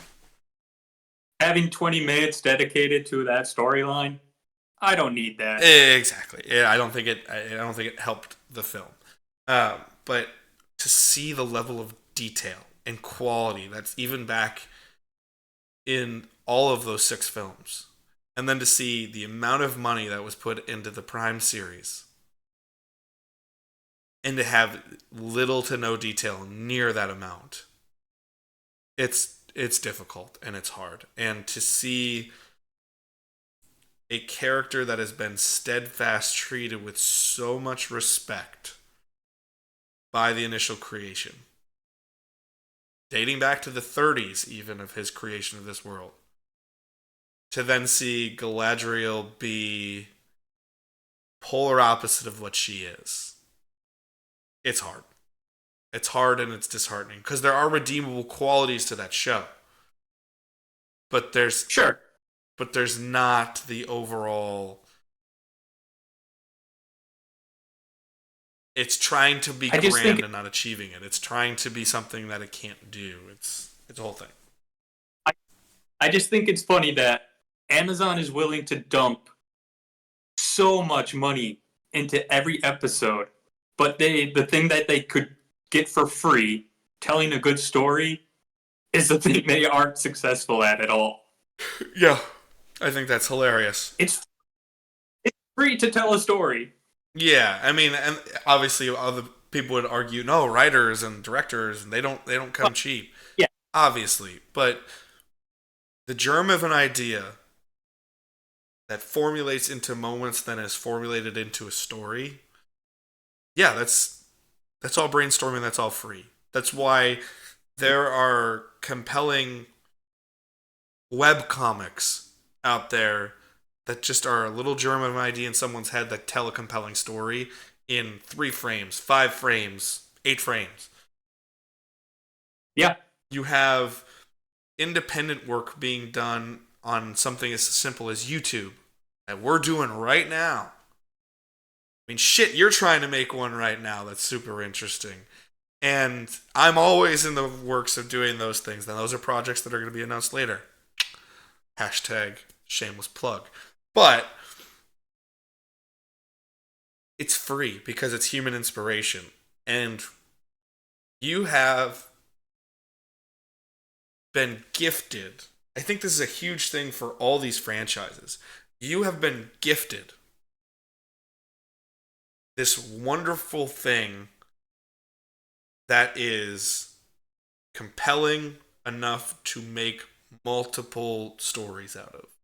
You've been given this thing that is so compelling that it lasts decades of people's interests in the public eye. And you can't do anything compelling with it. Yeah. It's hard to be in that place because, and also, if it's been compelling, that means it can be compelling again. Top Gun is definitely one of those things that I fell in love with the original Top Gun when I was 15 years old. And I just said, I love all these 80s movies. I'm going to go watch all these 80s movies. And I'm on a quest to watch 80s movies all the time. I love the time period. I love that shit. It works well for me. Doesn't work well for everyone. It works well for me. I was somebody who was like, I don't think we need another Top Gun. But there's enough meat on that bone and there's enough to tell a compelling story that maybe these franchises can all be something special. Maybe there is a tale to be told in Despicable Me 4 that's compelling. Maybe there is a tale to be told in Twisters. Oh, wait, quick tangent. Yes. Just on Twister, second. Yeah. I think Glenn Powell is the next Kurt Russell, where he can get by purely on charm alone, and people will just continue to watch him. Yeah, I love Glenn Powell. Absolutely.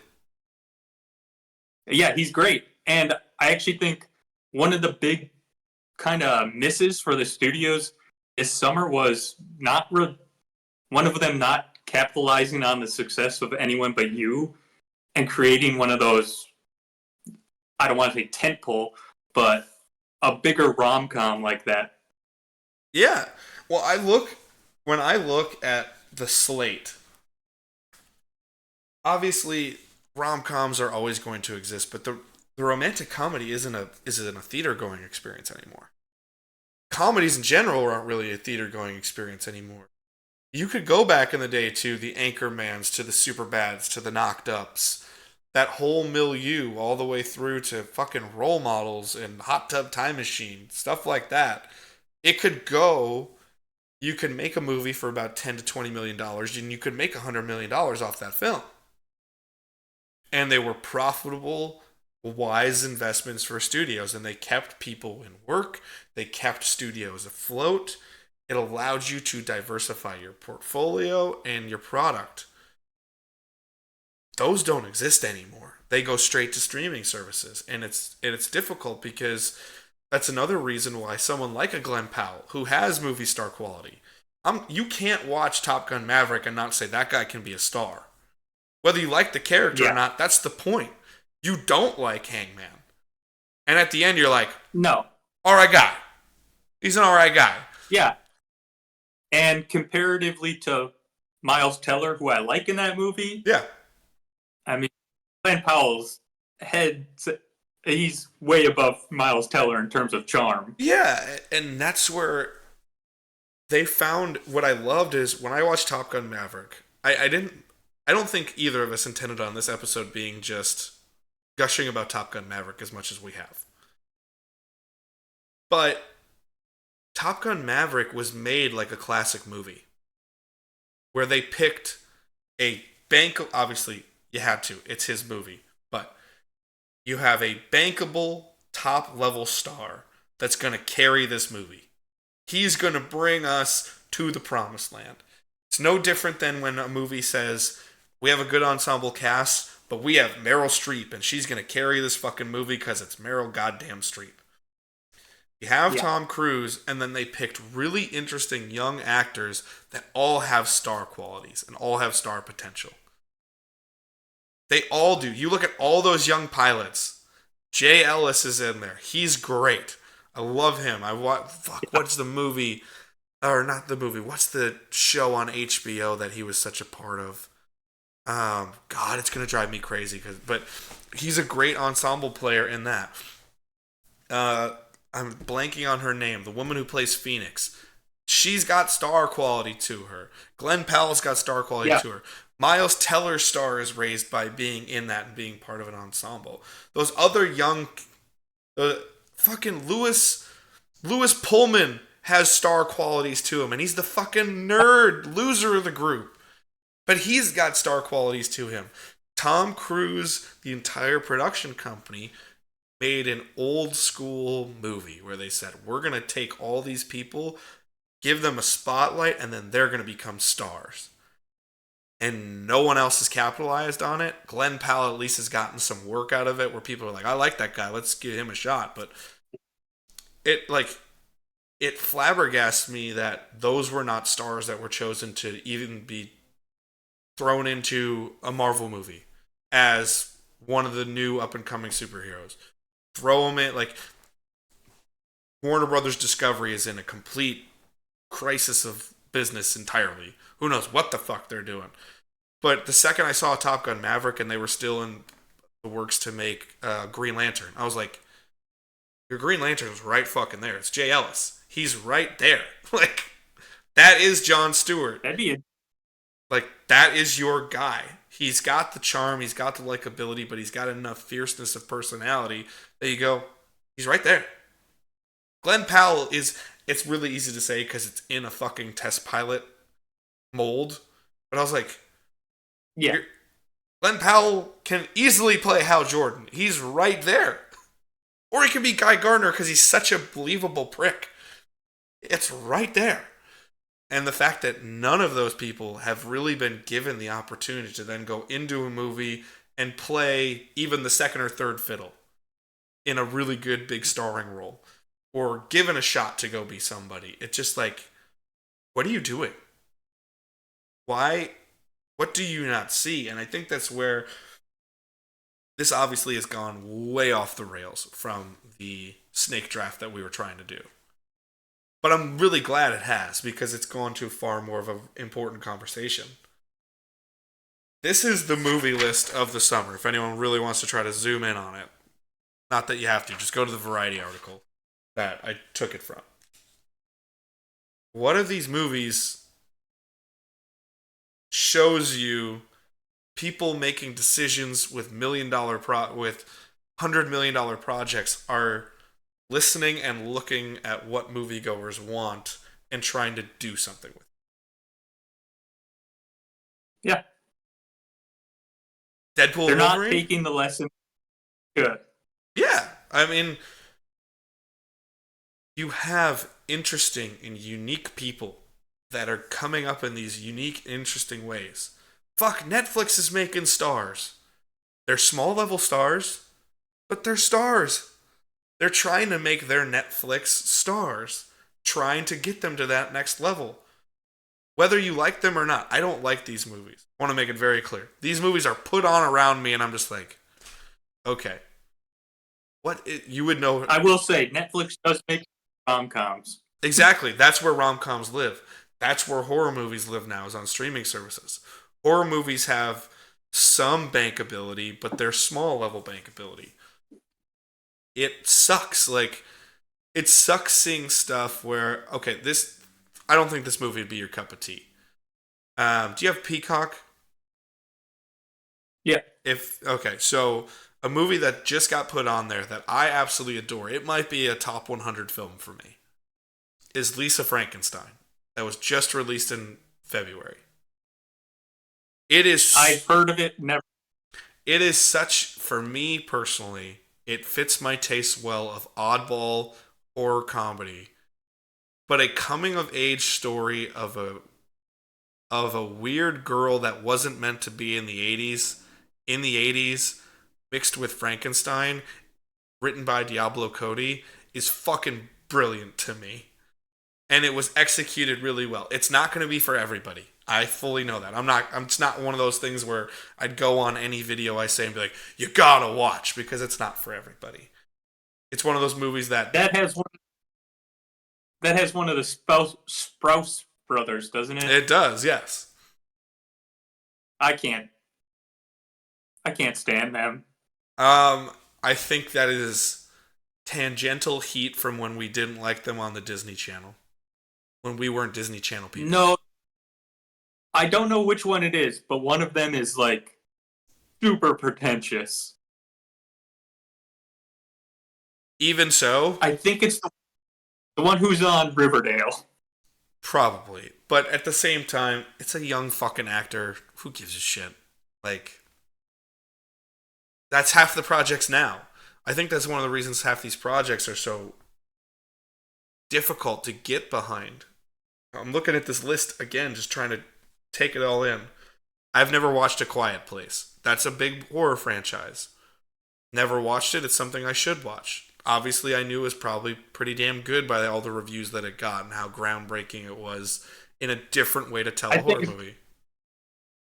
I think the first one is a horror classic. I'd say it's a horror classic at this point. One of the best that's been made in the past 20 years. That's respective. That's respectable to be in that milieu, in that category, and to do something that special. And that is something that could be interesting and unique. One that I'm actually wildly interested because it's a different concept, but I don't know if it's listening to what people want. It's called Horizon, an American Saga. It's the newest Kevin Costner project. I'm really interested to see if that's successful. I mean, they're doing because it's such a ballsy concept to do that. To do a two-parter in the same summer and to just bank on a star that's... Yellowstone is obviously a cultural hit. It's huge. Yeah. I've never watched Yellowstone. It seems like something I would be interested in doing. Admittedly, I'm more of a movie guy than a TV guy. Nonetheless, though, Kevin Costner is a star that really faded. And then Yellowstone brought him back to a relevance that was wild. He's what I would call a dad star now. Oh, yeah. Oh, yeah. Still a star, but mostly with dads. Yeah, but I mean, here's the thing. I remember being excited about Kevin Costner being cast in Man of Steel. Because I was like, oh, shit. They're getting real people in this movie. This isn't just some, like... we need to crank Superman out and we're giving it to Zack Snyder. Like, oh, they got real actors to do this. Like, say what you will about Kevin Costner, the guy can fucking act. He does his thing that he's good at, but it's Kevin Costner.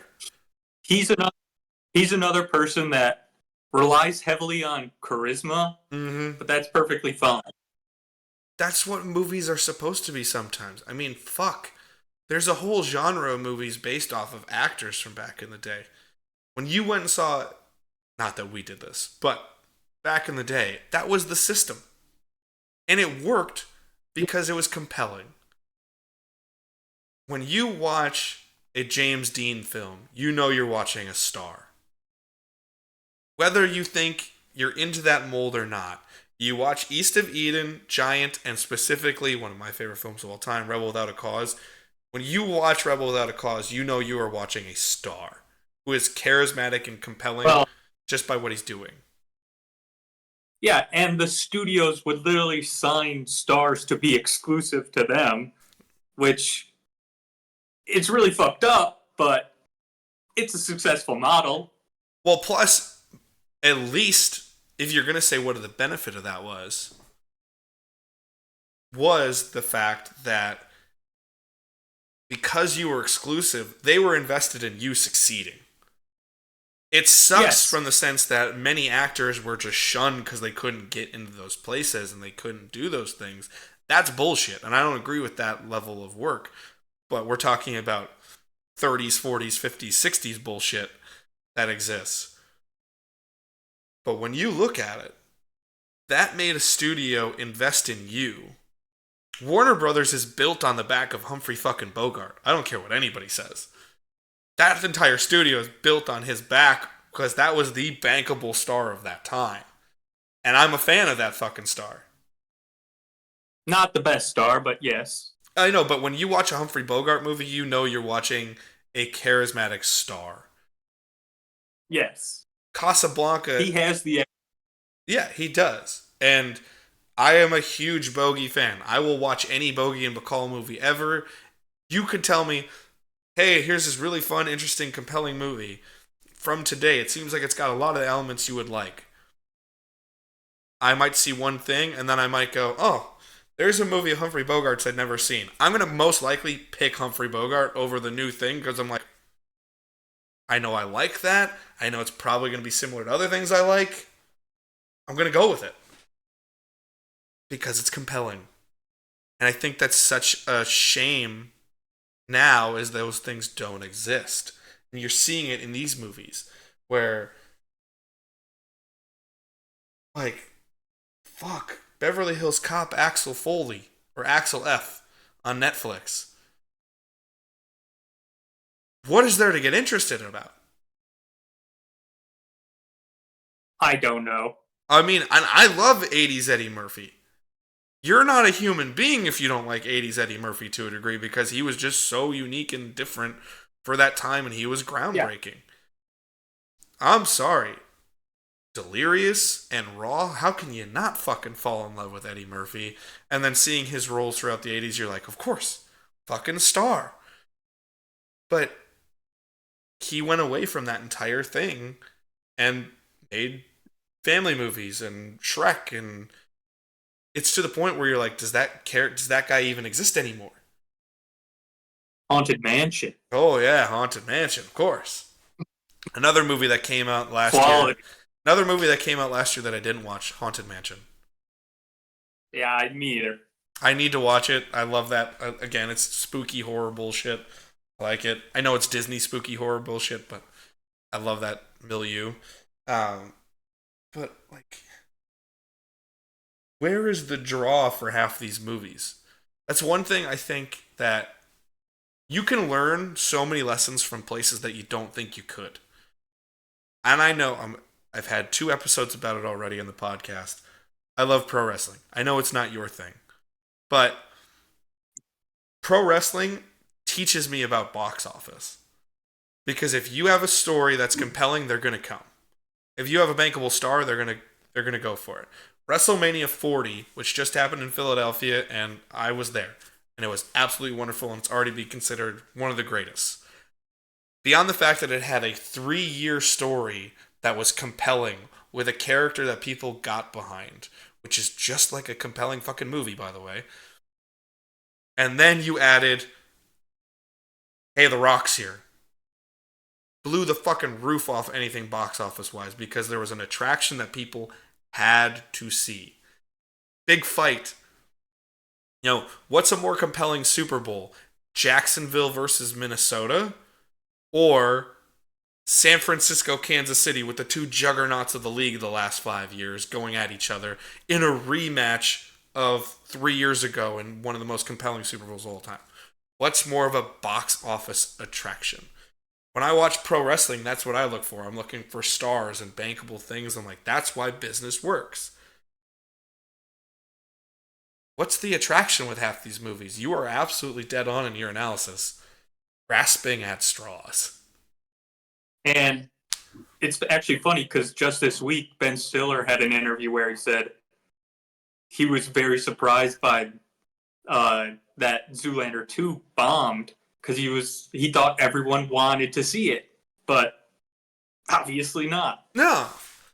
And that's where I think you need to be. There are things that come out of left field that shock people and surprise people. I've seen a lot of internet chatter. I didn't watch it for myself yet, but I've heard a lot of positive things about Amazon's remake of Roadhouse. But they kind of told their own different version of Roadhouse. As someone who's only watched Roadhouse for the first time a couple months ago, and it's perfect for me in my 80s action bullshit lifestyle of movie watching, it's perfect for me. Also, have you watched it yet? Swayze's Roadhouse? Nah, I've seen probably every single fight scene from it, but I've never actually sat and watched the whole movie. Roadhouse is fucking wild, and that's why I like it. Because it's just 80s cocaine bullshit. And that's what I like about it. It's 80s cocaine bullshit. But from all accounts, Amazon took something that's now over 30 years old, and they made it its own thing and put a unique spin on it. And apparently the people that have watched it have really liked it. Those things can happen. But most of the time when you go to the well, after that something's fallen on its ass, you're going to get diminishing returns. You're going to get the people that go, I don't need this. I'm of the same opinion with you. I don't need another Planet of the Apes. You killed Caesar off. That was the story. That was done. We don't need another Planet of the Apes. Garfield has failed as a movie for 20 years. You don't need another Garfield.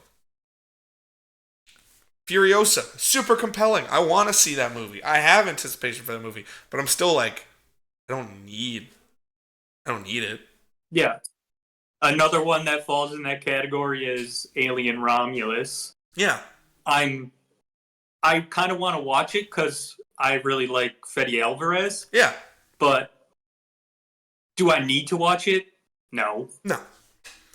And I think that's another thing is, the big thing is, what is the draw to go out to a theater and spend, if most people are not going to the theater alone. So let's just say it's a couple or two friends going. What is making someone go, I need to spend $50 to go see this movie? Because by the time you pay to get there, pay for your ticket, get snacks, all that bullshit, or go out to eat beforehand and make it a night, you're in $50 to $100 to go see this movie. Yeah. And that's exactly why just invest, I don't know, $700-800 in a home theater, and that'll pay off 10 times whatever you're going to see in theaters. I mean, it fits. It behooves someone like you who's a shut-in and doesn't want to leave their home. Like, yeah, it does that. It's the same reason I like it. It's a good investment. It is. If you're into movies. If you're into movies. And it's a good investment if you're a sports fan. It's a great way to watch a fucking game. You want to go watch the Packers. You want to go watch the Eagles. You want to go watch the Cowboys. You're a big basketball fan. When you get the crowd and the arena going in some of these playoff basketball games or some of these playoff hockey games, it's fucking cool to get the surround sound with the big screen going. It's a wonderful investment. It's a wonderful experience. The pull to a movie theater is the communal experience. Plus the big screen, the sound, everything that's there. I legitimately, I know I'm biased, but there's only one movie that even has that.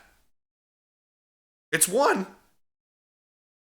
Because Inside Out, Inside Out, all due respect to it, it's probably going to be a very good movie. Like we said, Pixar doesn't make bad movies. They usually make very good or great movies. Their bad movies are mediocre or good. Yeah. But those are not communal, oh my god, did you see? Were you there? Did you feel like, oh, you didn't see this yet? You got to go see it. Those are lovely, heartwarming stories that touch the soul that make you inspire you in some way, do something in some ways, but they're not communal experiences. Yes. And I think And that unfortunately, that's part of the reason that theaters are kind of dying is because people no longer want to go watch these movies that aren't a giant spectacle in theaters. But it also should tell the streaming services that it's perfectly okay to make mid-budget movies that can be successful. yeah, or low But budget still movies. but they still continue to make giant tent poles. And they don't have giant tentpole things. That's a whole other podcast. Honestly, I want to keep rolling for 3 more hours and just have a bunch of other podcasts with you. But we'll have to come back to that because that's a whole other fucking level of streaming shit. But quickly on it, yeah. Why is Netflix constantly being like, we're gonna make another $200 million action movie? It's like, don't go make a $30 million spy thriller. And another thing that studios aren't learning is that they should take what people are liking, which as of lately, in the horror genre at least, A24 is hitting it out of the park because they're making interesting movies. Weird movies.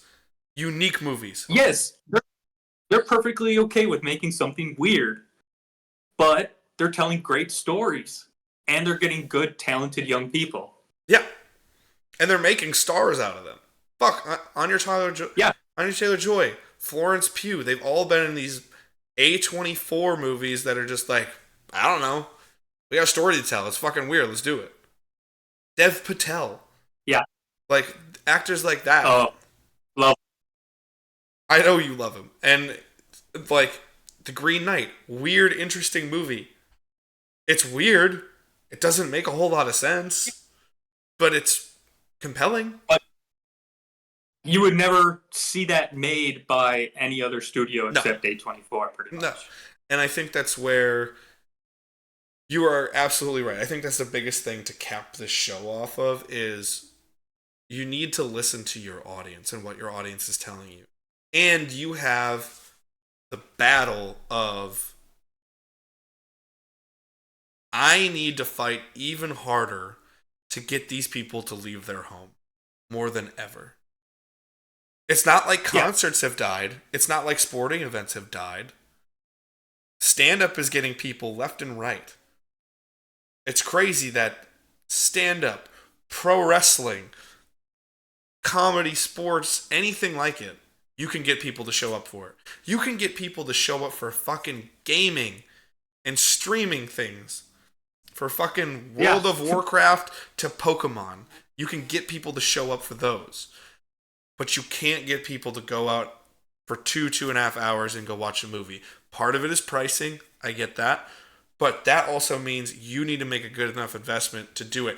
Why can someone like myself, I don't know if I told you this or not. Ab and I are officially the Packers season ticket holders of the family.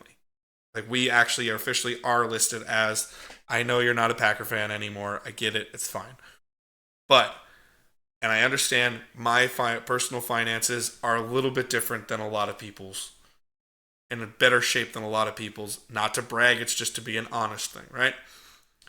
But how can someone like me, where I just spent a lot of money to go to WrestleMania, because it was a lifelong dream, but also I was like, I was going to be like, okay, I'm going to take a flyer and go one night. And it was so compelling. I was like, no, I need to buy the 2-night ticket. I have to be there to experience this. How can you get someone like me who's willing to spend $1,000 on a WrestleMania ticket or spend thousands of dollars to be at a sporting event multiple times a year? How can you get someone like me to then not do, I don't need to spend that $18 to go to that movie. I'm just going to wait 3 months and see it. Like, no. And the thing that makes those things that you just said, wrestling, sports, concerts, what makes those so successful is personal connection. And when you make movies that are just bland, you're not going to get a personal connection to it. No. And that's the thing is like there are people in our social circle here that we have, we're now obviously very good friends with a lot of people here, and we're not going to be in Philadelphia much longer. And we're going to miss those people. But when we first came, I was very much like, it's a limited time. There's not a lot of people. There's not a whole lot of like, oh my God, I need to go make friends. I know I'm only going to be here for so long. And I made friends, and I'm glad I did. But part of that connection was instead of going, oh, we're all partners of doctors. Cool, let's hang out once so when we're together, we're cool. It was like, no, we want a communal experience. We want to go to the movies. We just need a reason to go. And when you give us a bland movie, it's like, whatever. Like, whether you're a James Bond fan or not, you see the trailer to No Time to Die, and you're like, this ends an era. I need to go see Daniel Craig's last Bond movie. Because it's clearly his last Bond movie. 8 of us went to go see it. Yeah. And it was a good movie. Exactly. I think of last year as a perfect example of what you need to do. Although Barbie to me I thought was going to be a total gimmick. A total just like cheap, let's make a toy into a movie that's a cultural thing and make a cheap $600 million and make a passable bland movie. That's what I thought it was going to be. I did not think it was going to be nearly as good as it was. But what I remember about it, I didn't personally see it. I went and saw Oppenheimer alone by myself. And then it's just, I'm in the middle of the summer camp, so when I'm so peopled out, I just say, fuck it, I'm going to stay in my home. But what I remember is seeing 8 women who are all extremely hardworking, who have no time outside of work. These women have no time. They are just fucking being phenomenal OBGYNs, and they all just go, we are making a point, we're going to see Barbie together. We are going to experience this together. Because it's a cultural thing that we're all excited about, and we've heard the positive news. We want to go see it. And you take women that have no time and they go do that, that's amazing. It doesn't matter if it's man, woman, child. People will go do that for the communal experience. And they got talented people to make it. Yeah. Greta Gerwig is actually kind of a weird choice for it, but she's a good filmmaker. Yeah. And she's a good writer. Yeah. And she cast a perfect cast for that. Even the small bit role. Like, America Ferrera is not a fucking star. No. She's from a sitcom from 2007 to 2010. And she's obviously had a career. I'm not shitting on her career. She's had a good Hollywood career by most people's standards. Not shitting on her at all. But that's not like, gotta have America Ferrera for my movie. Yeah. Well, it goes and casts her perfectly. Michael Cera hasn't done much in the last 5 to 6 years. But he was perfect for Alan. And just good story. Like, Kate McKinnon, I don't think has really succeeded on the big screen at all. At all. No, she's definitely failed. Yeah. And she was perfect in that role. Yeah.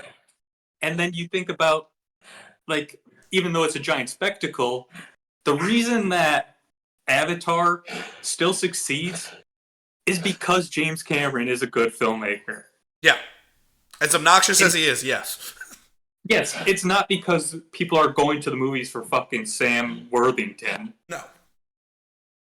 So, I just find it interesting that these people will spend just an enormous amount of money on stuff that just doesn't make sense. Yeah. And I think that's the best way to say it. This summer doesn't make sense. It makes the perfect sense if you're trying to have... If you like, this is the kind of thing I would draw up if I were saying, all right, I want to play a mid-level executive at a movie studio. What is my ideal summer? Franchise. I don't know, let's throw a horror movie in here. Let's do this. That's what a summer is supposed to look like here, folks. It's safe. It's extremely safe. And that's the problem. When you play safe, you lose. It's the same thing. How many times did we hear fucking growing up about being obsessed with sports, being obsessed with football, and people will be like, when you play safe, you get hurt. Because you're trying not to get hurt. It's the people that just go balls to the wall. They never get hurt because they're just like, adrenaline spike. They're going through a wall. They're doing things. When you play safe, you lose. When you play not to lose, you lose. When you play to win, you win. There's a difference between playing not to lose or playing to win. And that's what all of this says. The only movie to me that says we're playing to win is Disney's attempt to revitalize Marvel. Because they're like bankable, different, revitalizing franchises that we know are super popular, need an experience. Go look at our animated show. That's a revival from a 90s animated show. That's garnered to our population that we've lost for the last 5 years since Avengers Endgame. We're going to go get them back. We're going to play to win. What else has that? But even that is still a safe bet. Exactly. Because there's no Guardians of the Galaxy where they're just like, we're confident. Fuck it. We're rolling the dice. Yeah. I'd say the closest thing to it this summer is If, with John Krasinski's movie. I haven't seen the trailer, obviously, because I avoided it. Yeah. But it's still a movie that sounds unique enough and they dumped a decent amount of money into it, where it gets me intrigued. Yeah, I'm excited. I would go see that. It's enough for me to go, oh, I'll take a flyer on. It's not something that's going to take me. You and I are both the same. We will go see a movie alone. I do not care. I love going to the movies alone. I love just going to pick a seat, sitting by myself and going. That's how I watched Indiana Jones last year because I couldn't get anyone else to go with me. I was just like, all right, fine. I'm going by myself. That one hurt my feelings a little bit, but that's fine. Yes. That's a whole other conversation. But at least that movie, it took a swing. It did something different. It was trying to tell something different. I'd rather them do that and try. If sounds like a movie that could do that. They're like, hey, let's go get two people that are compelling, that are stars, that we know we like, and let's go tell an interesting story. Maybe it sucks. Yeah, it might. But maybe it's great. Who knows? And I think that's the biggest lesson to take from this is like, your summer movie preview, if you're listening to this strictly because you're like, oh, I want to hear them talk about summer movie preview, that we kind of hit on a lot of them, but very tangentially. Yeah. It's not exciting. It's safe. If you're excited in a movie that we're not excited for, more power to you. Good for you. You're the target audience then, and we're not. I would love to know what people actually are excited for. Yeah. Other than Deadpool and Inside Out, I don't see anything that would get people really revved up. Yeah. There's nothing. You don't have those here. And that's truly where the summer is, and that's where we need to look ahead to. Writer strike is part of this. A lot of the stuff that may have been compelling got pushed back. We do need to be cognizant of those things, and the actors strike. We need to be cognizant of those when we look at what we're getting. Trust me, wasn't super thrilled to hear the Batman 2 got delayed to fucking 2026. Let me tell you. But same time, it's another year to marinate, it's another year to get better, and 2025 is already shaping up to be a lot better. You're getting higher quality or higher investment Avengers films that you know will not fail. They refuse to put out a bad Avengers movie. Well, if 2025 can make up for 2024, I'm perfectly fine with that. Yeah. It's just if it doesn't, then this year really sucks. Yeah. If this is the setup year to get you back to where you need to be, it sucks because you're living it now. I look at it a lot like I look at everything through the lens of building a sports team. If this is the year you have to take a step back and grow with a young team to get them back to the playoffs, okay, fine. I'm okay with that. Yeah. Because the goal is to win the Super Bowl. The goal is to make more money. The goal is to make compelling stories for audiences. That's the goal here. The goal is to make money and make it compelling enough that people want to go see it again. But it really sucks to live the existence of having to go through the down year. It sucks to have to be the player on the team that's like, oh, we're intentionally going, or not, we're not intentionally going 4-13, but we're going 4-13. Yeah, it's the tank year. Yeah, this is kind of the tank year. And that says a lot about where we are with movies in general. There should never be it. Movies don't have seasons. Movies don't have that problem. We didn't even touch on The Crow. That's how bad and safe this is. That The Crow looks awful by most accounts. And we didn't even touch on it by how absurd this is. That's another weird choice, I would say, because The Crow's definitely a cult movie. It's a cult movie, yeah. So that actually is kind of a cool thing that they did where they're taking a risk. But yeah, it doesn't look great. It's not going to be successful just from it could be great. It really could, because you never know. There are movies that look like shit coming out with horrible perfect example. Do you remember how bad and how many times we ragged on the Edge of Tomorrow trailers and how bad that movie looked? And then we both saw... Yeah, well, the marketing... Yeah, the marketing was brutal. This is not the end. And it was like, this movie's gonna suck. And both of us independently went to the movie theater and went, holy shit, this movie's good. This is a phenomenal action sci-fi film. There could be surprises. The Crow could be that. Fuck, Twisters could be that. Who the fuck knows? Good movies are good movies.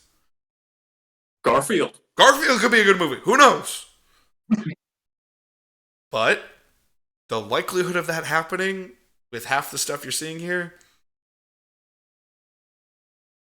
very slim. Very slim.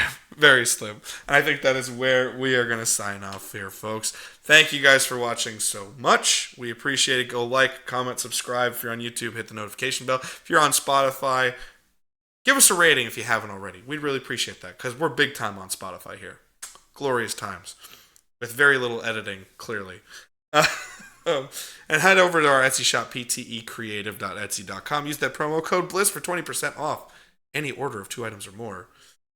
And just give us your thoughts. If you think we're a bunch of fucking morons and you're excited for, I don't know, Beverly Hills Cop 4, Axel F, fucking let us know that we're a bunch of idiots. We don't care. We'd love to hear it. We'd love to hear the comments. But I think that's going to do it for us. So, Dylan, do you have anything further to say? Nope. The most fair opinion that I think I could ever hear about that whatsoever. So that is going to do it for us on the show. Thank you all for watching and or listening. We'll catch you next time over yonder. Peace.